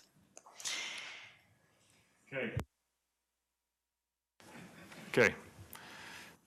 So this is not the normal budget presentation we'd normally see, because we've kind of been holding off doing a majority of the budget things until the teacher's contract gets finalized, as it represents about 2/3 of our entire budget. So, but we want to go over some of the things that the timelines, parameters, and some of the initiatives that we plan on at least presenting in the budget for next year, for the 1920 year.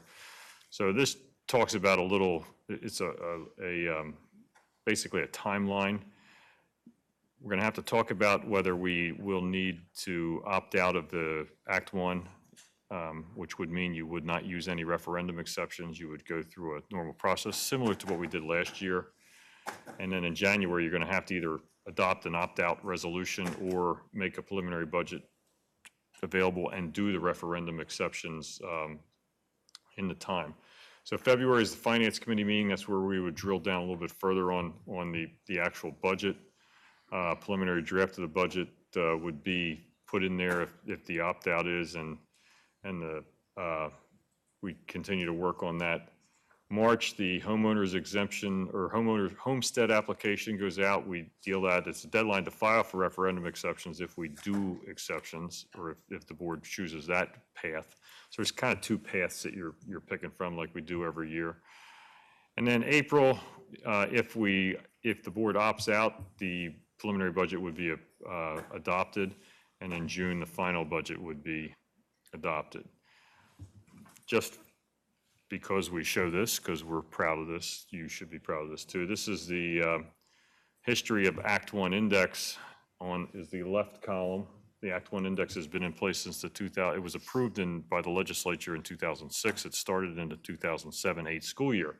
So you see what the index was every year and what the Great Valley millage was levied in relation to that, and we use the consumer price index. It's actually the Social Security index. It's the index that the federal government establishes for increases to people's Social Security checks.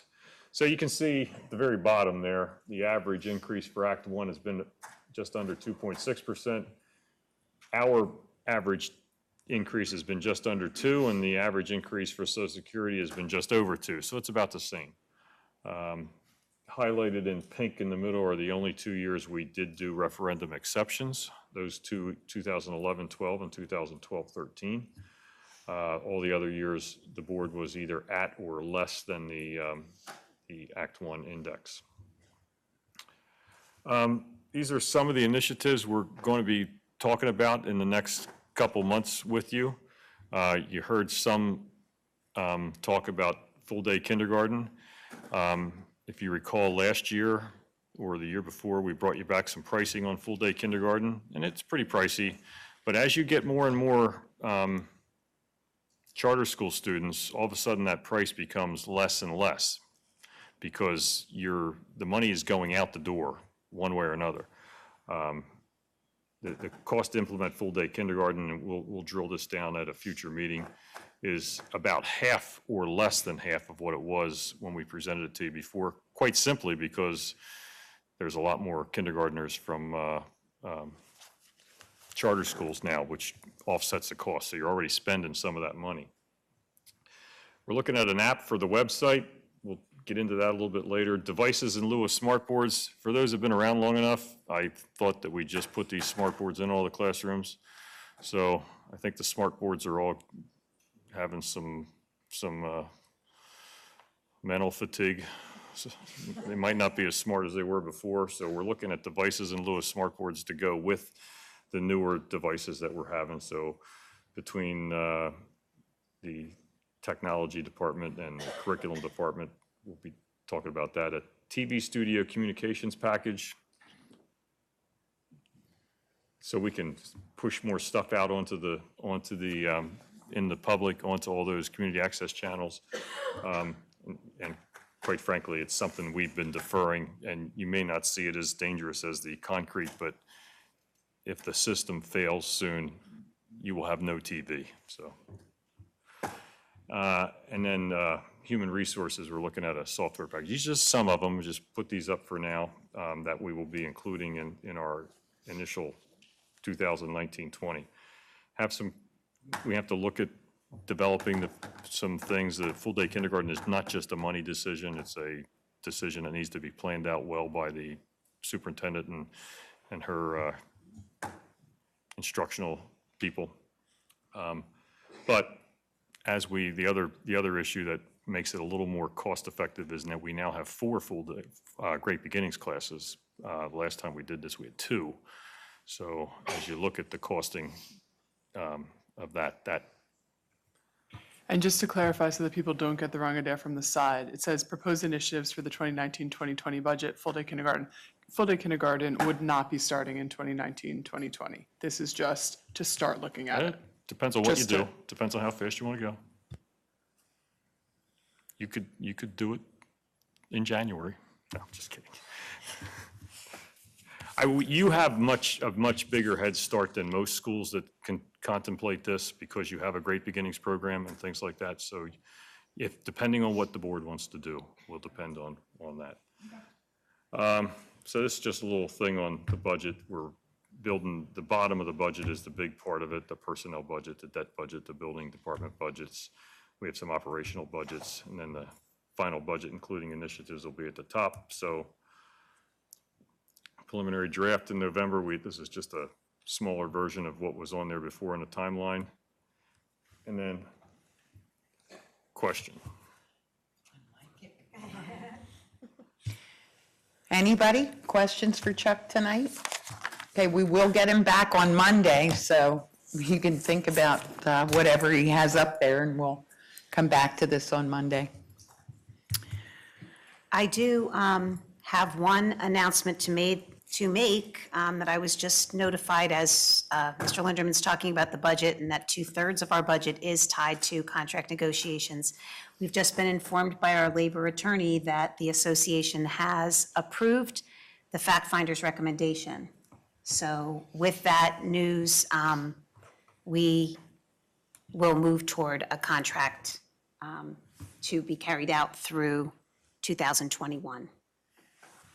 So I've been asked to share that information. I just want to clarify, I'm asking you. So my understanding is then the contract will be the fact finder's agreement without any changes. It'll just be that document will be made into a contract, and that's what will be signed and be the CBA for the next 3 years? Yes, that is accurate. Thank you very much. It was a lot of hard work for a lot of people on both sides. I'm grateful, very grateful. And now Mr. Linderman will be able to put a little meat behind a few numbers behind the budget process. So thank you all.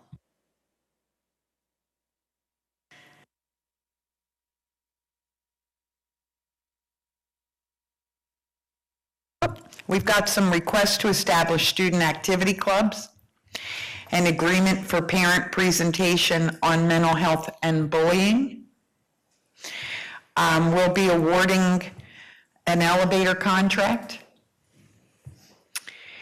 agreement with the co-ed group for student assistant program services for 2018-19. There'll be an acceptance of a donation to the Great Valley High School, professional development training agreement with Leslie Arcano, and some information items, which are monthly reports. Can I ask kind of a dumb question? But I'm going to ask it anyway. No question is dumb. This might be. With the clubs, when they're approved, do we ever disapprove clubs that aren't actively meeting? Like, or do they just kind of fade away and that's enough? Well, the question was, the clubs are initiated through a process with Mr. Flick and the administration at the high school that students can request a club, and there are parameters around that in order to allow that to happen, have an advisor and such.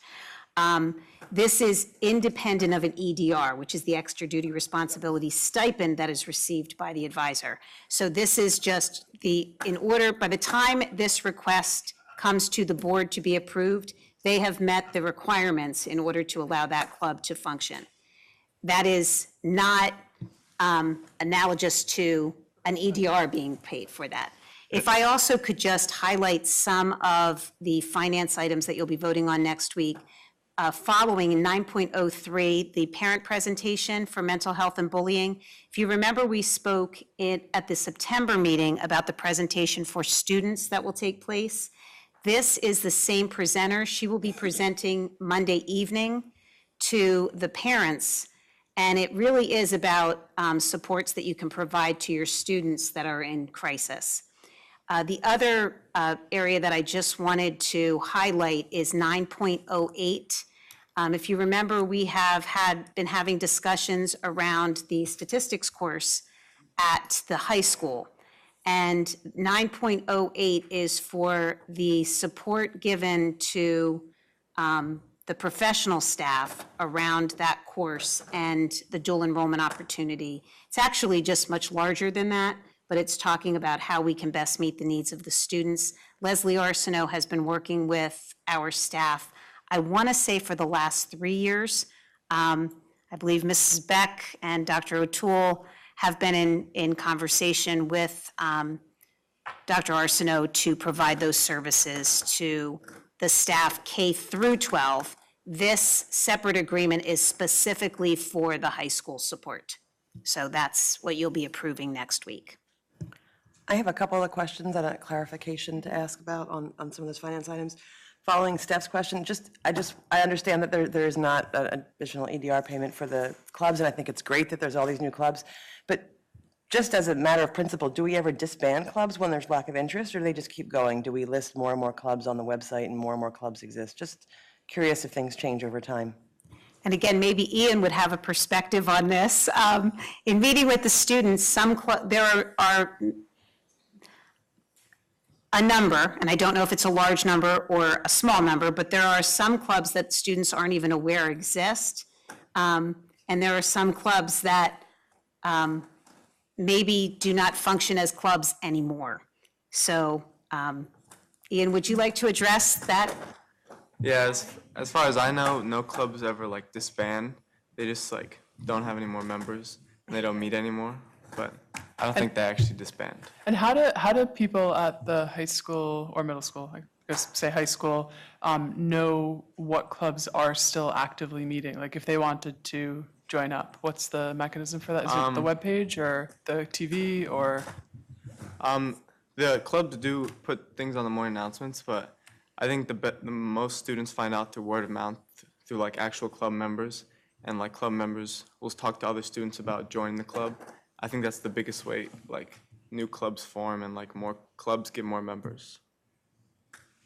There are certain events, too, I'm sorry, Mrs. Sproul. There are certain events, and correct me if I'm wrong, I know that where clubs will actually have an opportunity to recruit, or a table, where they'll actually have an opportunity to share a little bit about what their club is. And I want to speak to those. I know some of them actually have happened up to this point. They happen at back to school night every year. After like the freshmen come in, they learn about like their classes. There's a time for clubs to meet afterwards, and they recruit like new members, and they give more information. They have like sign-up lists for freshmen.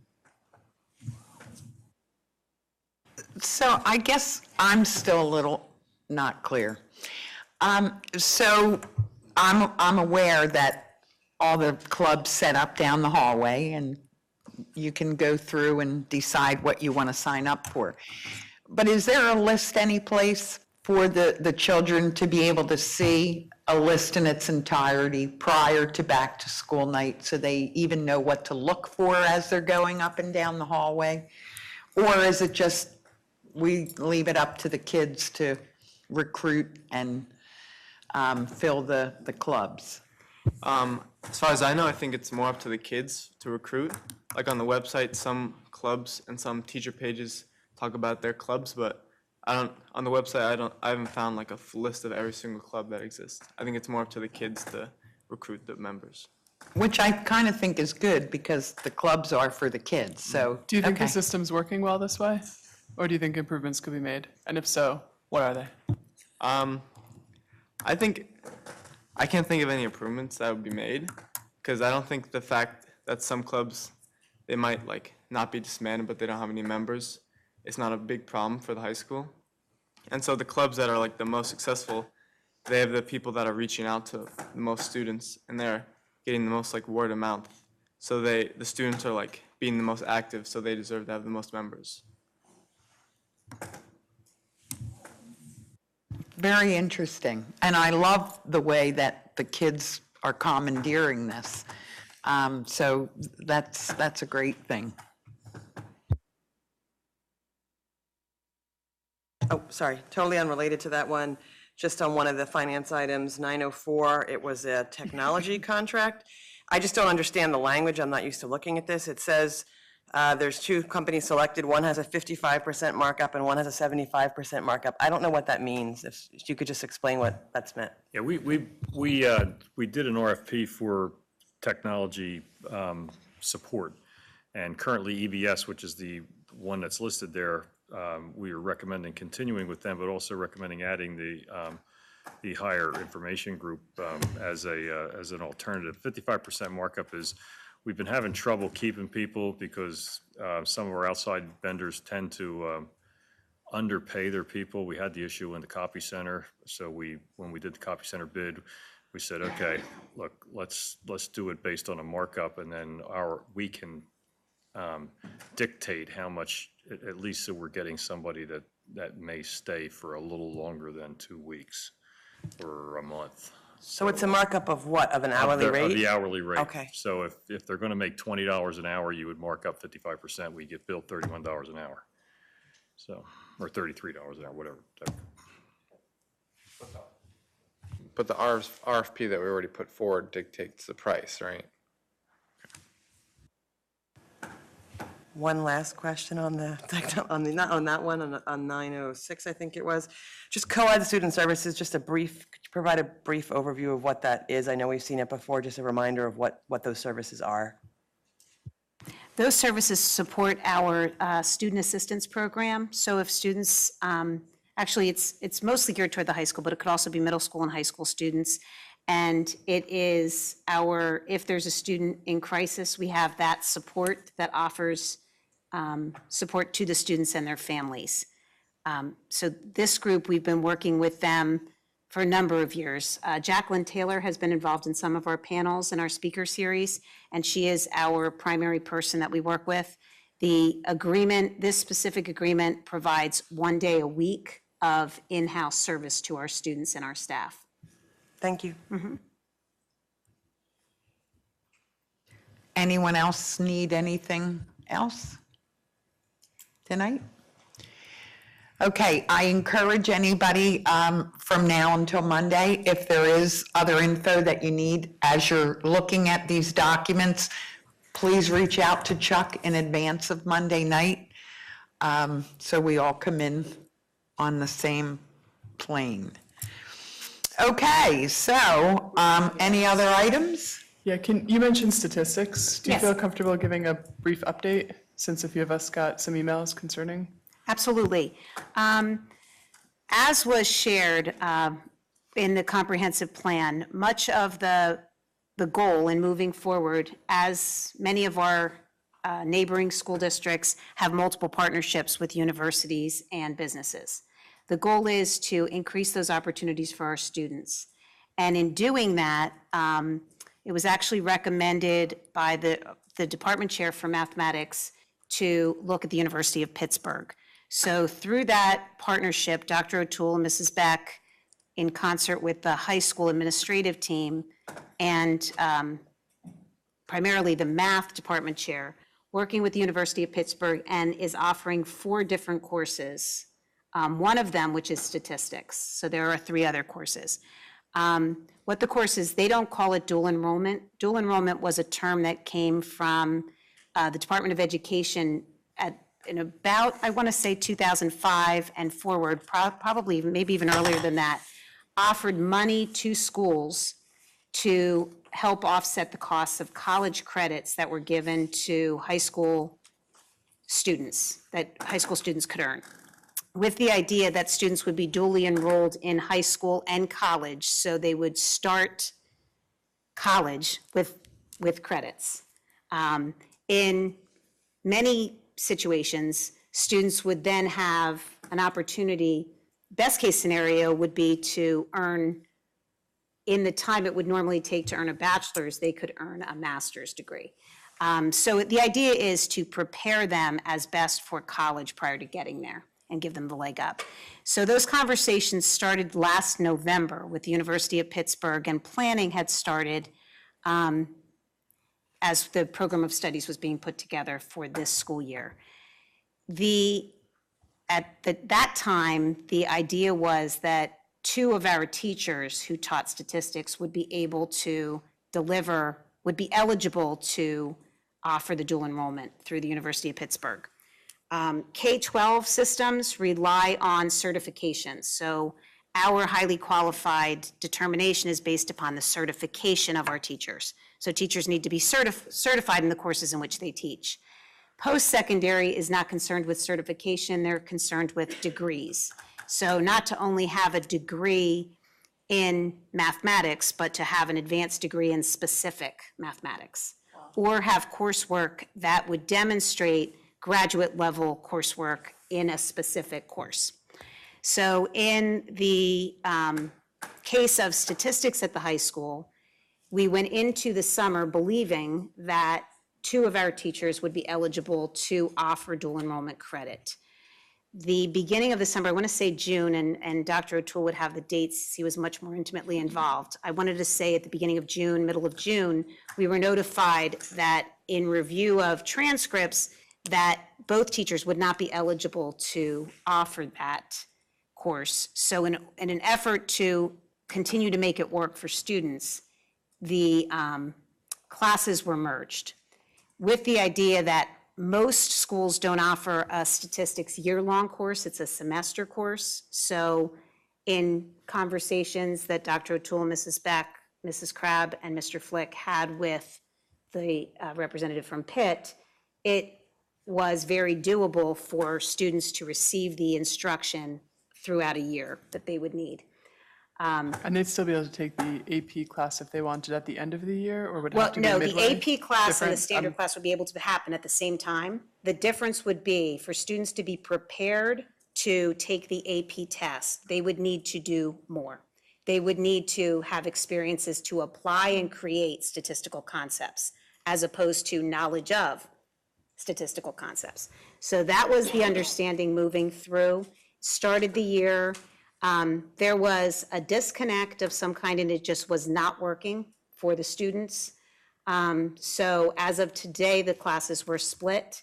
And as you saw with Dr. Arsenault coming to work with the teachers to really make sure that no one is being compromised in the process and that it truly is for the intent to provide best opportunities for students.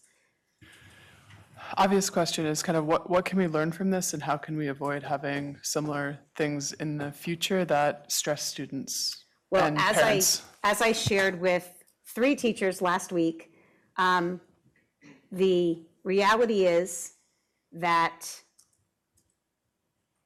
we need to, when we get information, especially from a partner that is not an internal partner, we need to get that information in writing. It would have been very helpful to know in November that that some of our staff members were not, and then the planning obviously would have been much, much different. And a different perspective is if parents or students are concerned about a course that they're in, can you describe the process which they should follow to make sure that their concerns are being heard potentially before it reaches the board? Absolutely. Thank you. The first process would be to deal directly with, and it's in our communication command structure. If you have an issue with a course, the first line of communication would be with the teacher.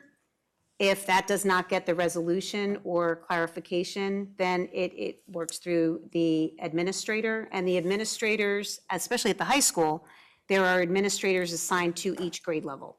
So that would be the next step. If after those avenues have been attempted and no resolution is satisfactory, then the next step would be the Assistant Superintendent of Educational Programs or the Assistant Superintendent of Administrative Services, and then moving up to the superintendent. Okay, dumb question again, I'm known for those. Where would the principal fit in that? Is that after the There is a people- grade level administrator, and then following the grade level administrator would be the principal. Yes. I just want to add, as a parent of a student in that class and a board member, I've seen this from 2 sides or multiple sides, and I want to thank all the parents, and so, and I'm sure we're going to have more student comments tonight. I see you all here, and it's great. But I want to thank everyone who brought this to the fore, so quickly and repeatedly. I think it really is great to have that feedback and have such an engaged group of students and parents who voice their concerns and were able to make a difference, so thank you. And as I say every month, we have amazing students. I'm glad many of them are here tonight. And unfortunately, the meeting is a little lengthier than usual. Usually Millie's the only person who has the opportunity to be here, to hear how appreciative we are. So that is the process. And We definitely have many lessons learned. The only guarantee I have is this will not be a problem for this course next year. And that's a good thing. Do we have any response to public comments from the previous board meeting, Regina? No, I believe the comments that we received were not questions. They were more of sharing thoughts and concerns. Two of them, multiple comments around the teacher's contract and comments around the land. So it was just making us aware of those two issues, and there were no specific questions in response to that. Okay. So we will have committee reports. Any other board comments? We have a draft agenda, and that will, well, before we do the board comments, I guess I give this report now for the Safety Council. Certainly. Okay, so I do have, and it's brief. The Safety Council meeting overview. The Safety Council met September the 26th. The first meeting of the council was held right here in district office. The group was comprised of Ken Stewart, our safety consultant, who led small groups containing building admin, teachers, district personnel, parents of children in all school levels, parent key communicators, business leaders, law enforcement professionals. Ken led us all, and one school board member, which was me, in identifying safety topics in common across the different stakeholder groups. It was extremely interesting. Ken led the discussion in what drives policy, how policies come about, and how policies drive all plans. That was very valuable information for the group. Law enforcement from the state police, East Whiteland, Malvern, and Willistown not only participated in our workshops, but they also sat in a panel and answered the entire group's questions for a good, I want to say, 40 minutes. I think that everyone got great insight, a lot of information, and we all left looking forward to the next Safety Council meeting. So thank you. Thank you so much, Mrs. Sperling. I just wanted to say, in response to the Safety Council, there will be a page on the website, and just as parent key communicators work, there are representatives purposefully from each of our buildings in each community.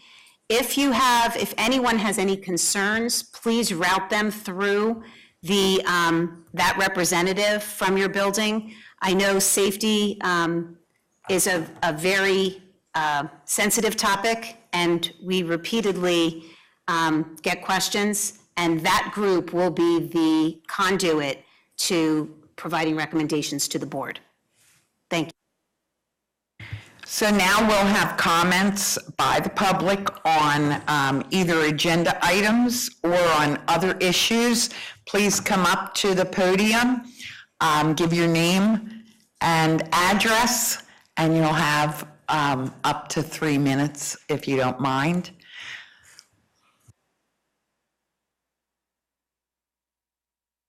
Yes, honestly, it is a long meeting because we had the special meeting, so thank you for waiting.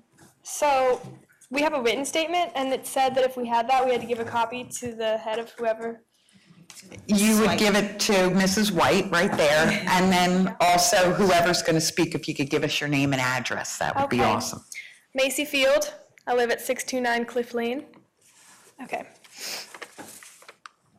The following statement is given on behalf of the students enrolled in the statistics courses at Great Valley High School. Good evening. We would first like to start by thanking the entire school board for their willingness to listen to the feedback of the students and for keeping open minds as we begin. With me today are various members of Great Valley High School. We are athletes, we are interns, we are musicians, we are workers, and we are students. And in the midst of college essays, rehearsals, practices, jobs, homework, and work, we are all attending this school board meeting. Why? Because we feel we have been misrepresented and that our needs are being ignored by this board and this administration.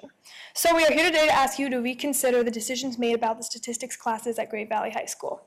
Here's the brief summary of the situation. I know it was discussed, but last February, we sat down with our math teachers and they began a series of questions in attempting to understand what math courses we should be recommended for in our senior year. To the students, do you have a job? Do you take one or more AP class? Do you take 2 or more AP classes? Do you have a sport, music, or other after-school activity? It was questions like these that led them to their answers. I give props to the students currently enrolled in AP Statistics. I have never been an AP Math girl, but I am currently enrolled in 3 other AP courses. I have a job, I am a leader in the Chambers Choir, and I am in the fall play, as well as applying early decision to most of my colleges. Because of this, I was suggested for standard statistics class. I am not alone in this either. The majority of us were put in standard statistics because we have other areas that we need to focus our energies. So we began the school year, but one of the 2 statistics classes was placed in the same room with the AP statistics class. We all wondered why that was, but after the first week, it seemed that everything was working okay. We were all offered dual enrollment from the University of Pittsburgh, but most of the students decided to decline. Last week, rumors began to spread that our classes were changing. The class that we had signed up for was now changing. It had been explained to us that the reason for altering our course was so that our classes could directly correlate with the University of Pittsburgh's dual enrollment classes. Suddenly, we were being thrown from a standard high school math course to a college-level math course, where the course curriculum is actually above an AP level. And why? To meet requirements for dual enrollment that only a few students at the time were planning to participate in. I'm Fiona Schaefer. I live at 2 Robin Road, and I'll be continuing Macy's statement. The drop period is long over. The option to switch into calculus is gone too, because expecting a student to catch up after a month of work is unfair. So instead of making this change in curriculum last year and informing the students, teachers, and parents, we were told of this change in our standard statistics course 1 month into the school year. All of September, we believed that our classes were going to follow the same curriculum as last year's standard statistics course, and the year before that, and the year before that. But now we are all stuck in a class with curriculum that many of us students did not sign up for and will most likely not be as successful in. We urge you, as members of the school board, to rethink this decision. As elected officials, it is your goal and it is your duty to adhere by the needs of the students. Success in school is sadly measured by grades, and if we are thrust into a much more difficult, fast-paced class, we will not succeed. Or we will stress out and try our best to succeed, regardless of if that means neglecting our physical health, because that's what we as students have been trained to do. It is also what our teachers are expected to do.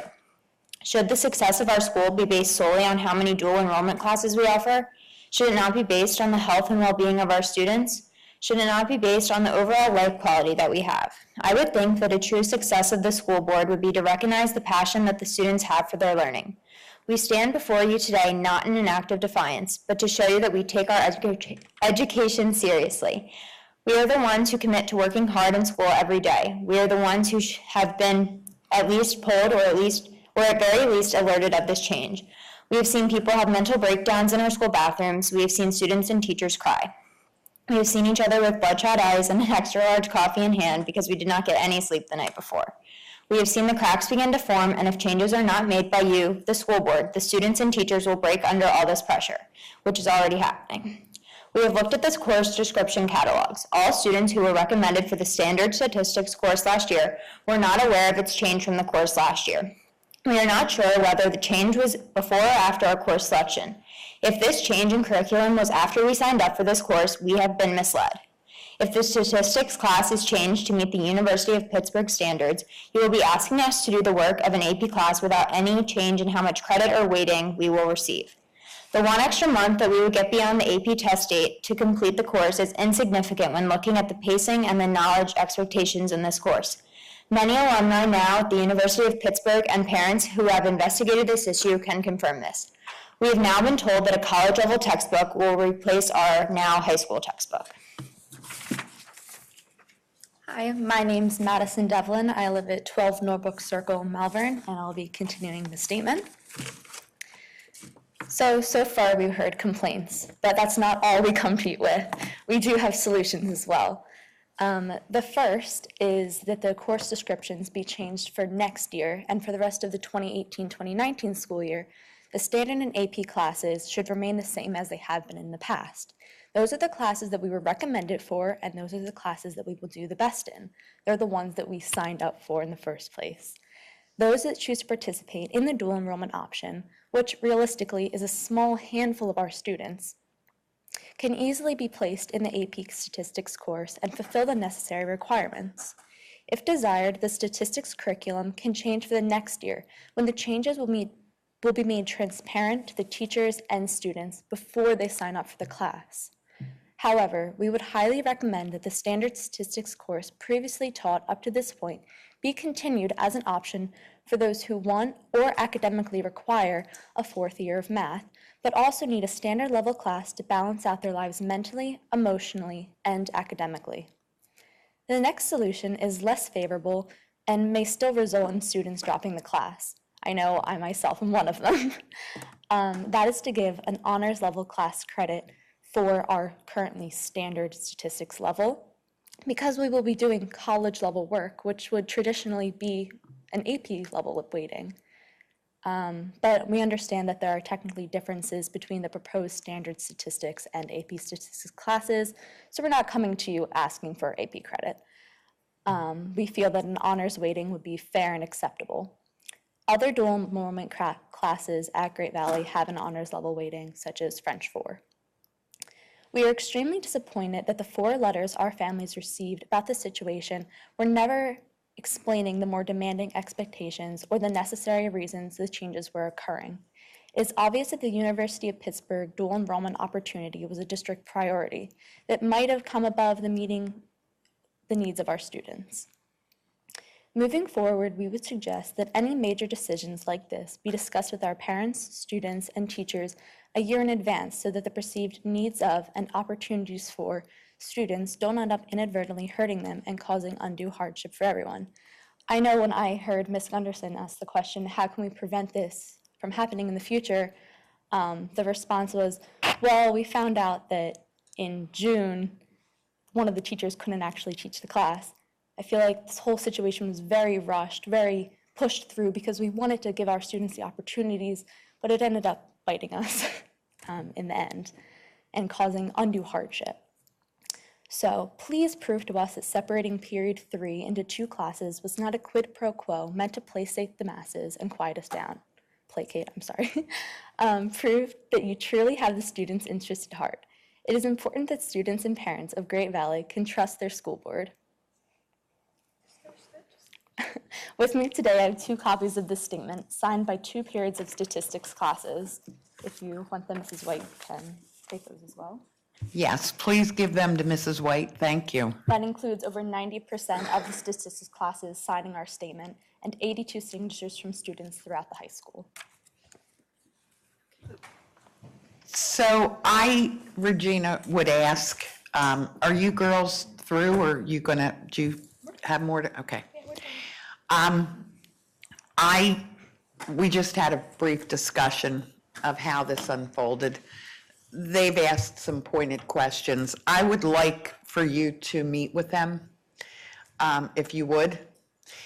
I do believe we have a meeting, Dr. O'Toole has a meeting scheduled, and that's most appropriate, that Dr. O'Toole would be meeting with, I believe it was a representative from the Surveyor magazine, and you would be meeting with Dr. O'Toole and Mr. Fleck. The last meeting that Dr. O'Toole came to was only the period 3 statistics, and period 2 statistics was not informed of any of the decisions that they talked about during that meeting. Thank you. So just putting that out there. So I want you to know that we absolutely do hear you. We've gotten a lot of emails. We've gotten a lot of communication from students. I'm turning this over to the superintendent, who is going to do what she does best. It is unfortunate. I absolutely hear what happened, as do my colleagues, and Dr. Speaker Paul Lubinsky will work with you to get you answers to your questions, and I just heard 3. You'll get answers to your questions, and I think for myself, I want to make sure that going forward, everybody does know what to expect from these courses when you enroll, and what we can expect from you when you enroll in them. I think that we're great partners here. We have a great partnership with the kids, and the administration is definitely on top of it. So I'm going to turn it over to Regina and the other admin, and I think that we'll get some answers for you. Okay. Is that okay, Regina? I don't know who's meeting with them, but if they want more people, we would be interested in that too.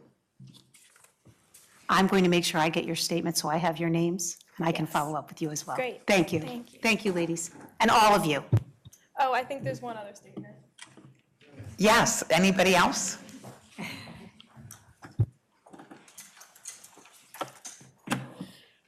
My name is Cody Funk. I live at 163 Mary Hill Road, Phoenixville. So before I go on script, I think it's important to talk about how we're talking about the changes made to the course, but the only change has been physical. So we're separated now, but the standard statistics course is still a college course, standard.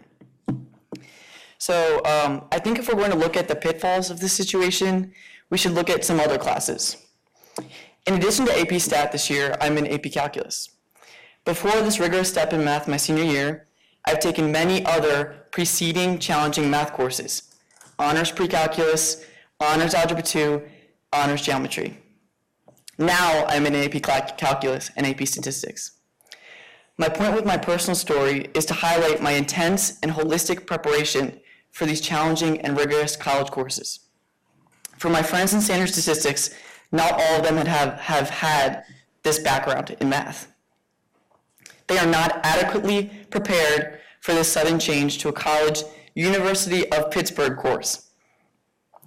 The rug has been pulled out from under them. Think about the challenges that they now face. A couple of days ago, we were told by administration that this sudden change should only be viewed as an opportunity. This is not an opportunity. This is a damaging blow, if anything. Without adequate preparation, these students will not succeed in the course. Do not convince yourself that they will miraculously step up to the challenge. Our mission as a district is to create passionate, lifelong learners. It's right there. Ask yourselves, would you be passionate after a bad experience in high school? Would you be passionate after being blindsided by administration your senior year? Please, please reconsider your decision before these mistakes are dragged on any further. Make standard statistics standard. Thank you.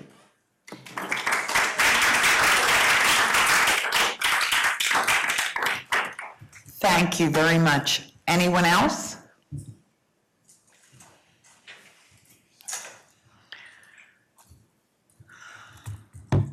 Okay. Seeing none, I will inform everyone that the board did meet in executive session prior to the meeting tonight. And I would thank everyone for coming, especially our students. It's a commitment for you to come, especially at this hour. We appreciate it. Do I have a motion to adjourn? Motion. Oh, it's in work session. Oh, we don't need a motion to adjourn. Thank you. Good night, everyone. Thank you.